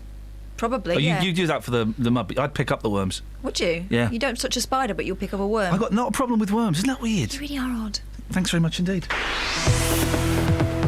Travel news for beds, cards and bugs. BBC Three Counties Radio. On the M1 southbound, it's so... Sorry, I'm so sorry, Sammy. I was meant to have this conversation off air. I was telling Catherine... You can do the travel news. No. It was rude of me. I had my microphone open. I was telling Catherine before you came on, I'm fine with worms.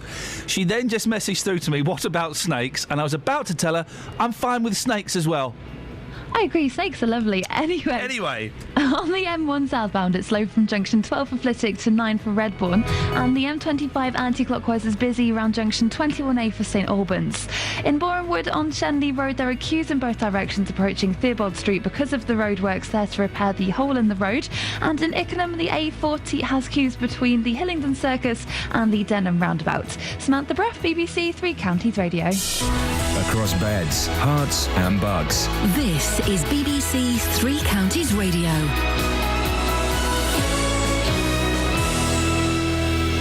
It's 8:30. I'm Lee Agnew. The headlines. A mother from Hemel is defending the decision to give up her 3-year-old adopted son because she can't cope with his disabilities alone. Claire Patterson says that when she adopted the boy, she wasn't told how serious his health problems would be. Bedfordshire police are hunting a driver who fled after crashing his car, leaving a seriously injured passenger behind. The Vectra hit a barrier on the A421 near Kempston yesterday afternoon. A Milton Keynes-based World Vision are involved in rescue efforts on the Pacific island of Vanuatu, which has been hit by a tropical cyclone. The country's president says it's destroyed most buildings in the capital. The weather will be cloudy today with a few showers at times. Top temperatures just 8 degrees Celsius, that's 46 degrees Fahrenheit. Three Counties Sports. BBC Three Counties Radio. The Watford boss says his side needs to maintain its form until the end of the season. The Hornets are in the Championship's second automatic promotion place after their 4-1 win against Reading.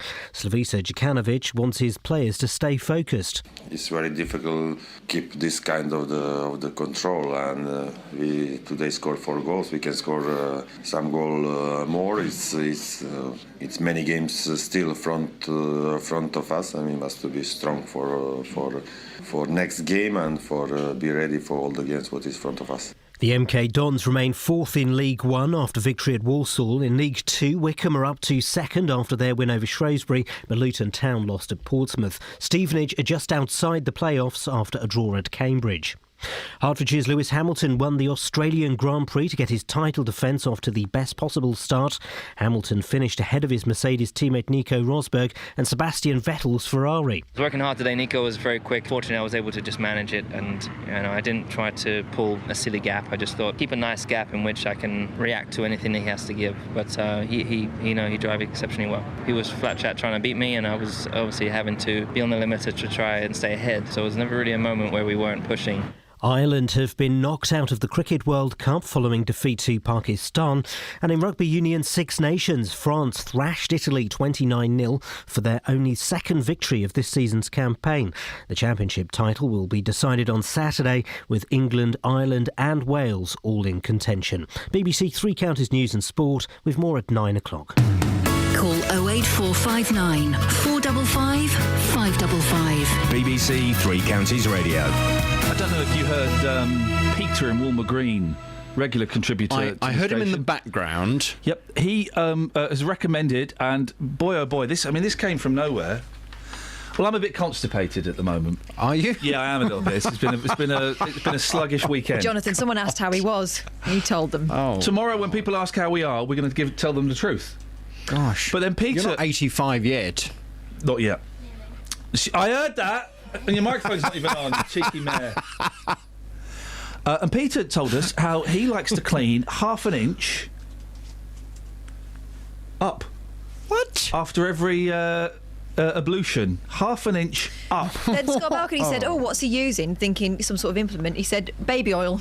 That's not cleaning, that's... What, Peter Walmer Green said this on the radio this morning? Yep. How well, utterly first of all, disgusting. he just wanted to tell Kelly. Yeah, so I've heard that story more than I need to. I think that's absolutely disgusting. Half an inch? I mean, that's above and beyond, isn't it? Really? It's disgusting. It works, What though, a isn't it? horrible thought for a gloomy Monday morning. Don't mime it for me. I know what it looks like. But now I've got an image I didn't really want. An old man with his finger up his bum. Now!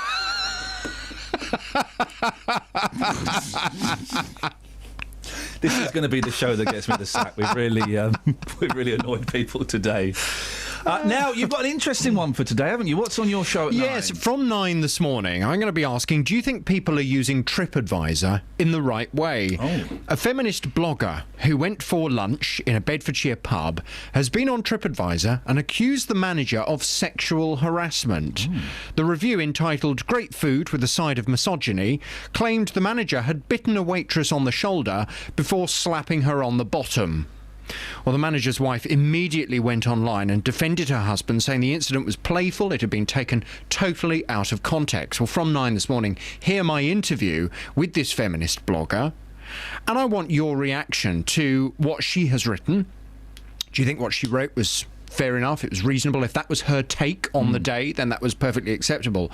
Or do you think that what she has done is actually fairly typical of what increasing numbers of people are doing on TripAdvisor, and that's to no longer use it in the right way? TripAdvisor was supposed to be about, I went to a pub, the food was good, or the service was slow, the service was good, a fair reflection on what you can expect to get. And when you start making judgments on how over-friendly you think the manager is with his staff, that's when people are taking things to a whole new level. From 9 this morning, I'd love your view, whether you're a TripAdvisor user or maybe you are a pub or restaurant owner. What do you think of some of the things people are putting on TripAdvisor? Are they fair enough and reasonable? 08459 455 555 from 9.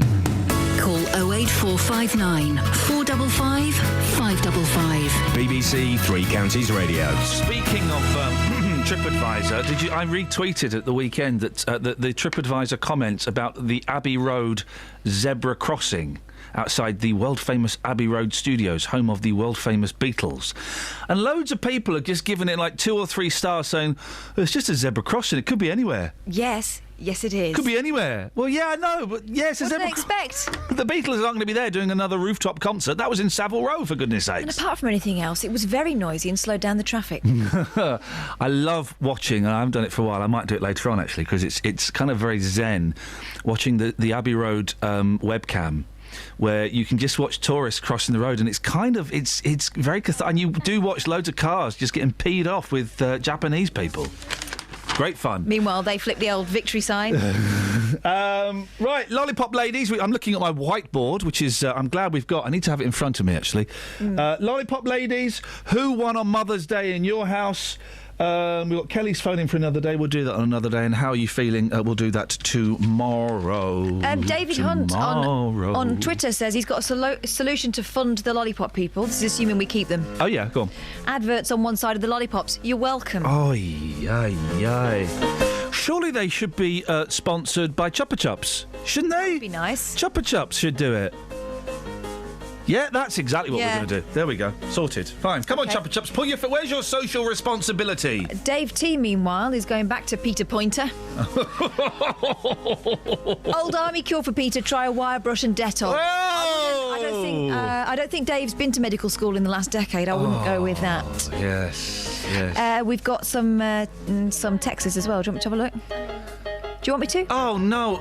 Oh, Sammy Bruff, I hate you. Why? She sent me on Twitter the most horrific video of like 1 million baby spiders. Oh, jeez. Oh, gosh, that is horrible. Stop it. Stop looking. I'm going to retweet that, but don't click on it. You click on it. I don't mind spiders. You'll mind those. Go on, click on that. That is disgusting. Oh, come on. No, click on it. I hate you, Sammy Bruff. Right, hang on. Here we go. Here we go. Lino, well done, sir. They should put a lollipop lady on the Abbey Road crossing. Of course they should. Of course they should. Click on that video of the baby spiders. It is the most disgusting thing. Kelly, watch this video. Honestly, it is horrible. That reminds me of a Japanese film called My Neighbor Totoro. Oh, you're obsessed with that It's so good, film. but yeah, there's just little... Oh, there's loads. Yeah. But watch when they come from the ceiling. Oh, it's horrible. Oh, dear. Where is that? What do you do with them? That's Sammy Bruff's bedroom. What you do. You get the big, thickest Holy Bible you can and you slam them.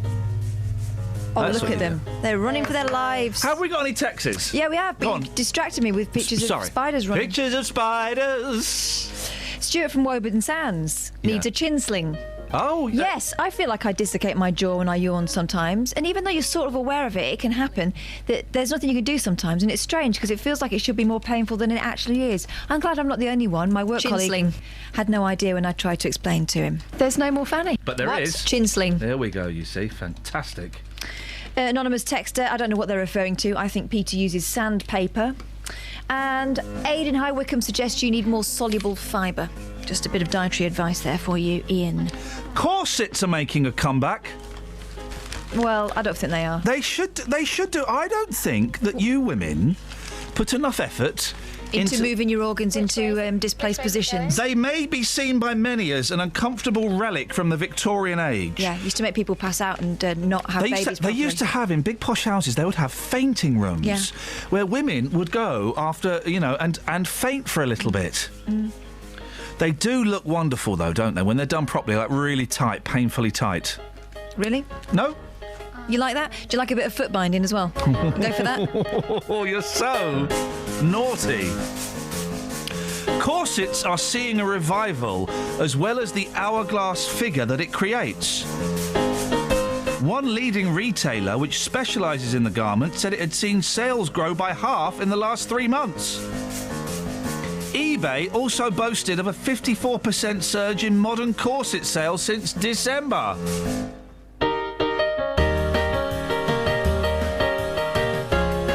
What Katie Did founder, that's the shop that's selling them, Mrs. Thomas said she believes part of the rise in popularity is down to Kim Kardashian. Oh. With her tiny waist and big hips. Well, it depends on the photo. She's a very strange-looking woman, isn't she? I've been investigating this Kardashian woman.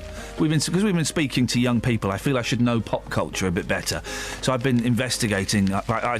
Looking at a lot of pictures. I splashed out on a Kardashian DVD the other day, and she really is a very, very strange-looking woman.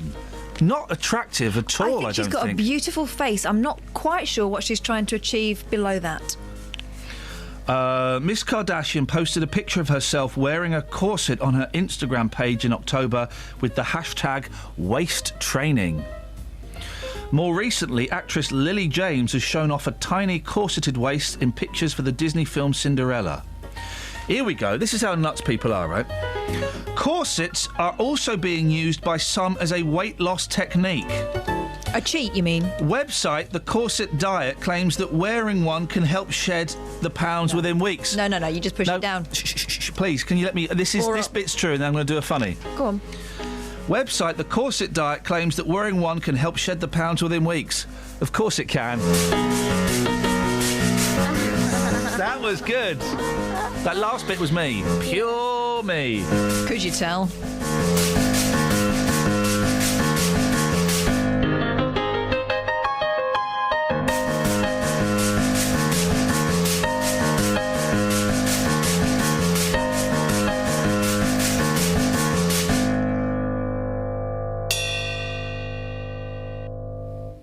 Catherine, you had something to say. I like the way you use that cowbell. It's nice, isn't it? Adam in Hemel said his wife won. yesterday, Mother's Day. Who won Mother's Day? Yeah. You or your siblings? My mother-in-law got a card from my brother-in-law that we are 99% sure was a birthday card bought on the day. Adam from Hemel. Thank you very much. Is this true? John says the Chupa Chups logo was designed by Salvador Dali. Yeah, I'd heard that. Well, the Spanish do love a Chupa Chups. Do you know what it means? Sweetie Sweets. No. Sucky Sucks. That's Kelly's nickname. Because she loves chewing on lollies so much. We're going to call you Chupa Chups. Is that all right, Smelly? Kelly? Oh, there's a question about Kelly on the text. We can address that now while we're having a go at Kelly. It said, new listener. Hi, new listener. Is Kelly fit or does she sound nice but is actually a munter? It's 50-50. But her nickname's Sucky Suck, so... Don't, because we don't need any more stalkers. We've had so many complaints. We all ming to high heaven. Apart from me, I am hot in the city, but I'm bloated. So that's not going to help things. Manny suggests, sorry you have asteroids, try Germaloids cream, it helps reduce the pain. I don't really have them at the moment. This was an assumption from Peter Pointer. Yeah, no, I don't really have them at the moment. I'm struggling with my Tony Fisher, but I'm... Greggs is A&E number 1. The second busiest branch of Greggs is in a hospital. The second busiest branch of Greggs. I know why. Because all the people go... Really? I reckon it's because, when do you really fancy something like a mucky Greggs sausage roll? There's nothing mucky about Greggs sausage rolls. I'm sure they're maybe the finest ingredients. But when do you really fancy that sort of beige stuff? When you're 3 sheets to the breeze. The chain, popular for its 360-calorie sausage rolls, Greggs Dummies, regularly has queues 20 deep at New Cross Hospital, Birmingham. Trust Chief Exec David Loughton admitted there is a cafe that sells all healthy food, but it gets nowhere near the footfall. And that's the thing, right? All these people saying, "Oh, we should limit the number of fast food chains near schools and put healthy food shops." People don't want that stuff. If you are presented with a Greggs or next to a healthy food chain, you'll go to the Greggs every single time. Although it has to be said, I don't mind a falafel now and again. Yeah, but deep fried, that's not really helping you much, is it? Travel news for beds, cards and bugs. BBC Three Counties Radio. On the M1 southbound, it's slow from junction 12 for Flitwick to 9 for Redbourne, and it's also looking very busy round junction 6A for the M25. On the M25, it's very busy from junction 21A for St Albans around to junction 16 for the M40, and it's busy on the M40 southbound between junction 6 for Watlington and 5 for Stokenchurch. On the A40 Western Avenue, there are queues between the Denham roundabout and the Greenford flyover, and in Borehamwood on Shenley Road, that's been closed in both directions at Theobald Street because of the repair works going on, so that is causing delays at the moment. Samantha Bruff, BBC Three Counties Radio. Don't go anywhere. OK. I'm just about to take off in my spaceship. Can you? Well, yeah. I said, are you broadcasting by a main road? What the hell is going on there? We pay for this service. I know. I'm in the helicopter actually, looking down at the road. That's the noise you can hear. What is going on? Are you drying your hair?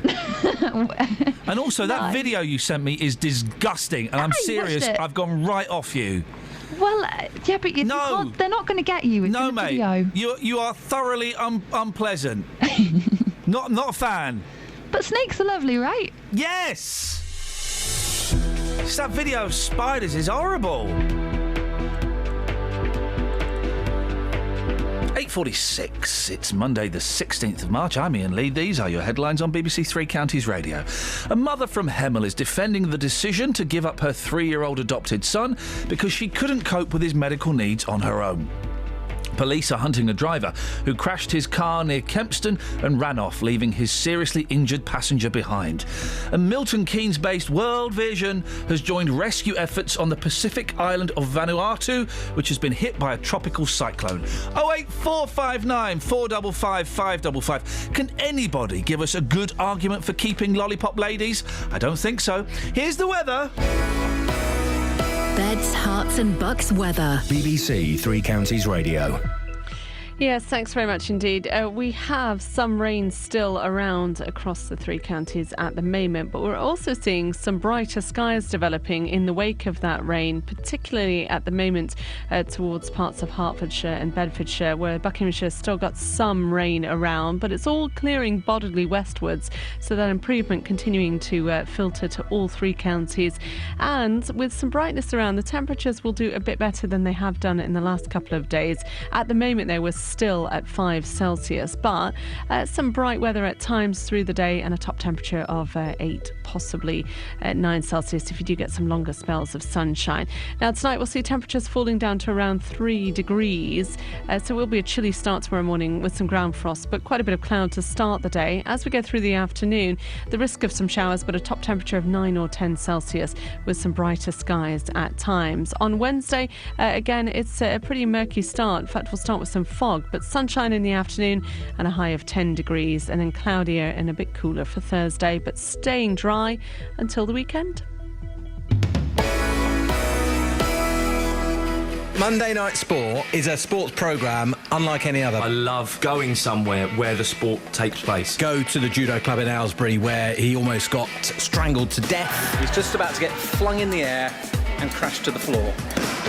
Oh! Yes, it is about sport, but it's also about us two having a bit of a giggle at the same time. Anywhere on the green, he's got one over on Lucy, the US Open competitor. Oh, it's... I think we can see that. We've had some great ones. I thought the wakeboarding was just tremendous. Yeah. That is so far out of our comfort zone. I don't quite know how I fell off, but I think it was something to do with the balance. And, of course, you can see all the videos on our YouTube channel, youtube.com/BBC3CR. 3 Counties Sport on BBC 3 Counties Radio. Call 08459 455 555. BBC 3 Counties Radio. Oh, Dealey. Oh, boss. Oh, Dealey. Oh, geezer. Oh, Dealey. Oh, fella. Oh, Dealey. Oh, presenter. Oh, Dealey. Oh, we go. What? Why is it? That took a bit of a... Anyway, Justin, tomorrow... Yeah. We're doing... How you feeling? What, on the streets? Yeah, I think so. I think so. Well, people phone up, they say to me, "Morning, Ian, how you doing? You're right." Yeah. And they don't want to know. You're right. Yeah. How's things going, Ian? They want to get to their point. Well, tomorrow we're gonna answer those questions honestly. I don't think they're ready for the truth. Yeah. And I mean, honest, we're going to bare our souls. Peter, you can't call in. You've already bared yours. We are going to bare ourselves and take it to the streets. So you do realise though, yes, sir, that that question could get very deep. Yeah. Because last week... I'm a deep guy, mate. So is Peter again. We were only asking somebody last week, what do you have on your toast? Yeah. Which turned into a man on the streets, very depressed. He thought his marriage was over because he was on the streets looking for a Star Wars fix. Yeah. So, well, tomorrow, how are you feeling? Yeah, and that's it. That's all you've got to ask. Yeah. You've got people, how are you feeling? You may have to give a run-up question as well. No, really, how you feeling? Because they'll just go, yeah, I'm all right, mate. Yeah. No, but really, how you feeling? Okay. Then you'll get the truth. Yeah. Daly, I've forgotten what we sent you out on today. Oh, it's a good one today. Go on, boss. Mums and night clubbing. Oh, yes, there's a story. Let me get the story. Hang on a second. Page 25 of the Britain's Daily Mail. Hang on a second. A generation ago, being seen out with your mother would be a girl's social nightmare. But it seems today mums and daughters are happy to go everywhere together, from dinner to dancing the night away. A quarter have even been clubbing with their mothers. You do get... I can't use the word that I want to use because it's a swear word. So I'll come down one rung from the ladder. You do get really tarty mums who, although they're 47, they still think they're 25. They dress like they're 25 and they go out to nightclubs with their daughters and they go out on the pull and it's just flipping disgusting. Shall I give you an example of who I think you're talking about there? Yeah, go on. Liz Mackie D, Liz McDonald from Coronation Street. Those types of mums? Yeah? Boom. Liz Mackie D, totally. She dresses like an 18-year-old hooker. Well, listen, what's she supposed to do? She loves to dance. She loves to socialise.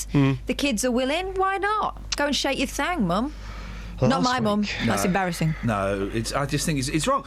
It's wrong. Go out for a nice dinner with your mum. You know, go to a Harvester or I don't know. Maybe I had a great Chinese on Friday night. I'll get in. I had sweet and I had loads. I had sweet and sour pork. Yeah.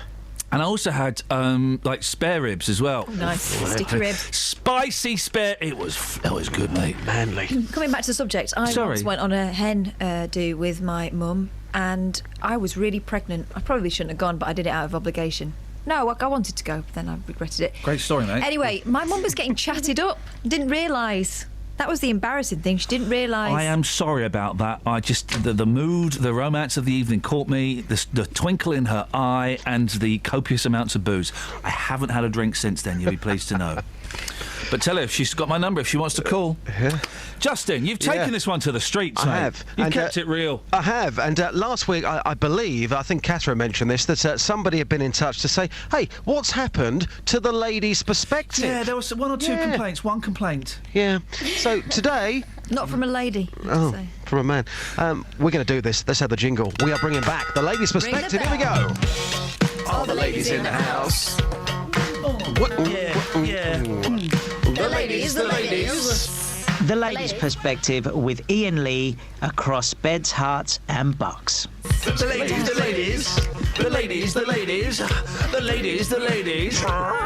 Andrea, would you ever go night clubbing with your own mum? No. I love her, but no. Why wouldn't you? I don't know. It's just not very comfortable, is it, going out with your mum? Do you know people that have done that? Yes, when I was at uni, we had one of my friend's mum come and stay with us, and she'd come out, but it's just a bit cringy. Anissa, it's a ladies' perspective special. Your daughter is 21, and you go night clubbing with your daughter. Yes. Why wouldn't you? You say, why wouldn't you? Some people saying on the streets it's a bit weird, it's a bit cringy. If you don't mind me asking, it's a very personal question, and we get very honest and very deep on the perspective. How old are you? 42 this year. So you always have a good time? You never feel awkward or anything like that? Nope. Does your daughter feel a bit embarrassed? Because you're an attractive lady. Does your daughter feel embarrassed when you go out and you're getting chatted up and she's not? No, not at all. She just has a laugh about it. She just laughs. And you're not going to stop this anytime soon. You're going to continue to go out with your daughter and have some fun. Why not? Yeah, it's there to be enjoyed, of course. Juliana, let's get the Latvian perspective. Would you ever go night clubbing with your own mum? With my mum. Yeah. She's 62. Enough said. She's businesswoman. She's not going clubbing. Sarah, good morning. How are you today? I'm very well, thank you. Excellent. It's our Ladies' Perspective special. Would you go night clubbing with your own mother? Absolutely, and I have many times. Oh, many times? Yes. Right, OK, start from the beginning. When did this first happen and how was the experience? Probably when I was about 16 or 17. And it was my mother who decided she wanted me to go clubbing with her. And you didn't feel embarrassed or anything like that? No, definitely not. No, it's wrong, mate. It's wrong. I was surprised. So that one of those mums, and I'm not saying which one, but you know which one. I bet she's... you just get the feeling that they're going looking for boys and they're copping off with the same boy. No, it's messed up, mate. It's messed up. I think it is, but I have to say, Anita, I think that's who you're referring to there, who's 42 this year, going out with a daughter who's 21. No. She doesn't look that age. She's an attractive lady. All right, mate, calm down. If you love her so much, why don't you go night clubbing with her and then marry her in Vegas? I'm just trying to, put her point across. She has a great time. And who are we to sit here saying that's wrong? We're moral, upright citizens. We're the BBC. We're the BBC, Justin. That's exactly why we who we are. Yeah, I suppose. Did you get her number? Did I get her number? Of course I didn't get her number, but I certainly listened to her perspective. Justin, thank you very much indeed. Speak to you later. Take care. Ta-ta. We've got any texts? Yeah, Janet, this show has sunk to new depths today, no pun intended. If Clarkson can go, so can your show. That's from Janet, who texts us every day and she's never happy. What would you do if we went? Janet, go. Just go. You go. I'm not going. You go. You go first. We won't mind. Bless you, Janet. Thank you for listening every day. I hope you got a radio. Sorry diary. Sorry it infuriates you so. Yeah, sorry you don't like it. No, I'm not. Is that that quote, isn't it? Who is that horrible American disc jockey? It's Howard Stern. Yes. People who like him listen for half an hour. People who hate him listen for 2 hours, and that is kind of true. Well, it works. It works. Carl's daughter won yesterday's Mother's Day. I mean, for many it's Mothering Sunday. For most of us, it's a competition. Oh no, Mothering Sunday is an Americanism, isn't it? No, Mother's Day is. Well, in that case, they're right. Yeah. Okay. So the 3-year-old one wanted to take Mummy to see home. Kelly. Hang on. Sorry, Kelly. Stop making the headphones tighter on your head because it's really noisy. Oh, I didn't realise you could hear this. Yes, mate. It's like, you know when you're crunching a crisp, people can hear that. Not just you. And also, and I've proved this before, if you pop your own ears, other people can hear that if they're close enough by. Good. Catherine. The 3-year-old one wanted to take Mummy to see Home at the cinema yesterday, and it was brilliant, says Carl. So. Well, hang on a minute. The 3-year-old didn't take Mummy to the cinema. Mummy didn't win. The 3-year-old one. Yeah, exactly. Yeah. That does look good, though. Fair play. That film looks quite good. Which one's Home? I've not seen that. It's about an alien. Oh, that one looks all right, doesn't it? Yeah. I might take the boys this week. I might go on my own. We'll see. They spoil it. Well, we're winding down. No one managed to defend Lollipop Ladies. Maybe we'll do that. We'll carry that on tomorrow. So far on the board for tomorrow, we've got Destroy Withers, Lollipop Ladies, Who Won on Mother's Day, How Are You Feeling, Kelly's Phone In for Another Day, and Pen Pals Reunited. That sounds like a show. That sounds like a show. You can cancel the 10:30 meeting. Let's not bother. Funny caller rings in 1 minute. Just as we're ending, thanks, funny caller. Travel news for beds, cards and bugs. BBC Three Counties Radio.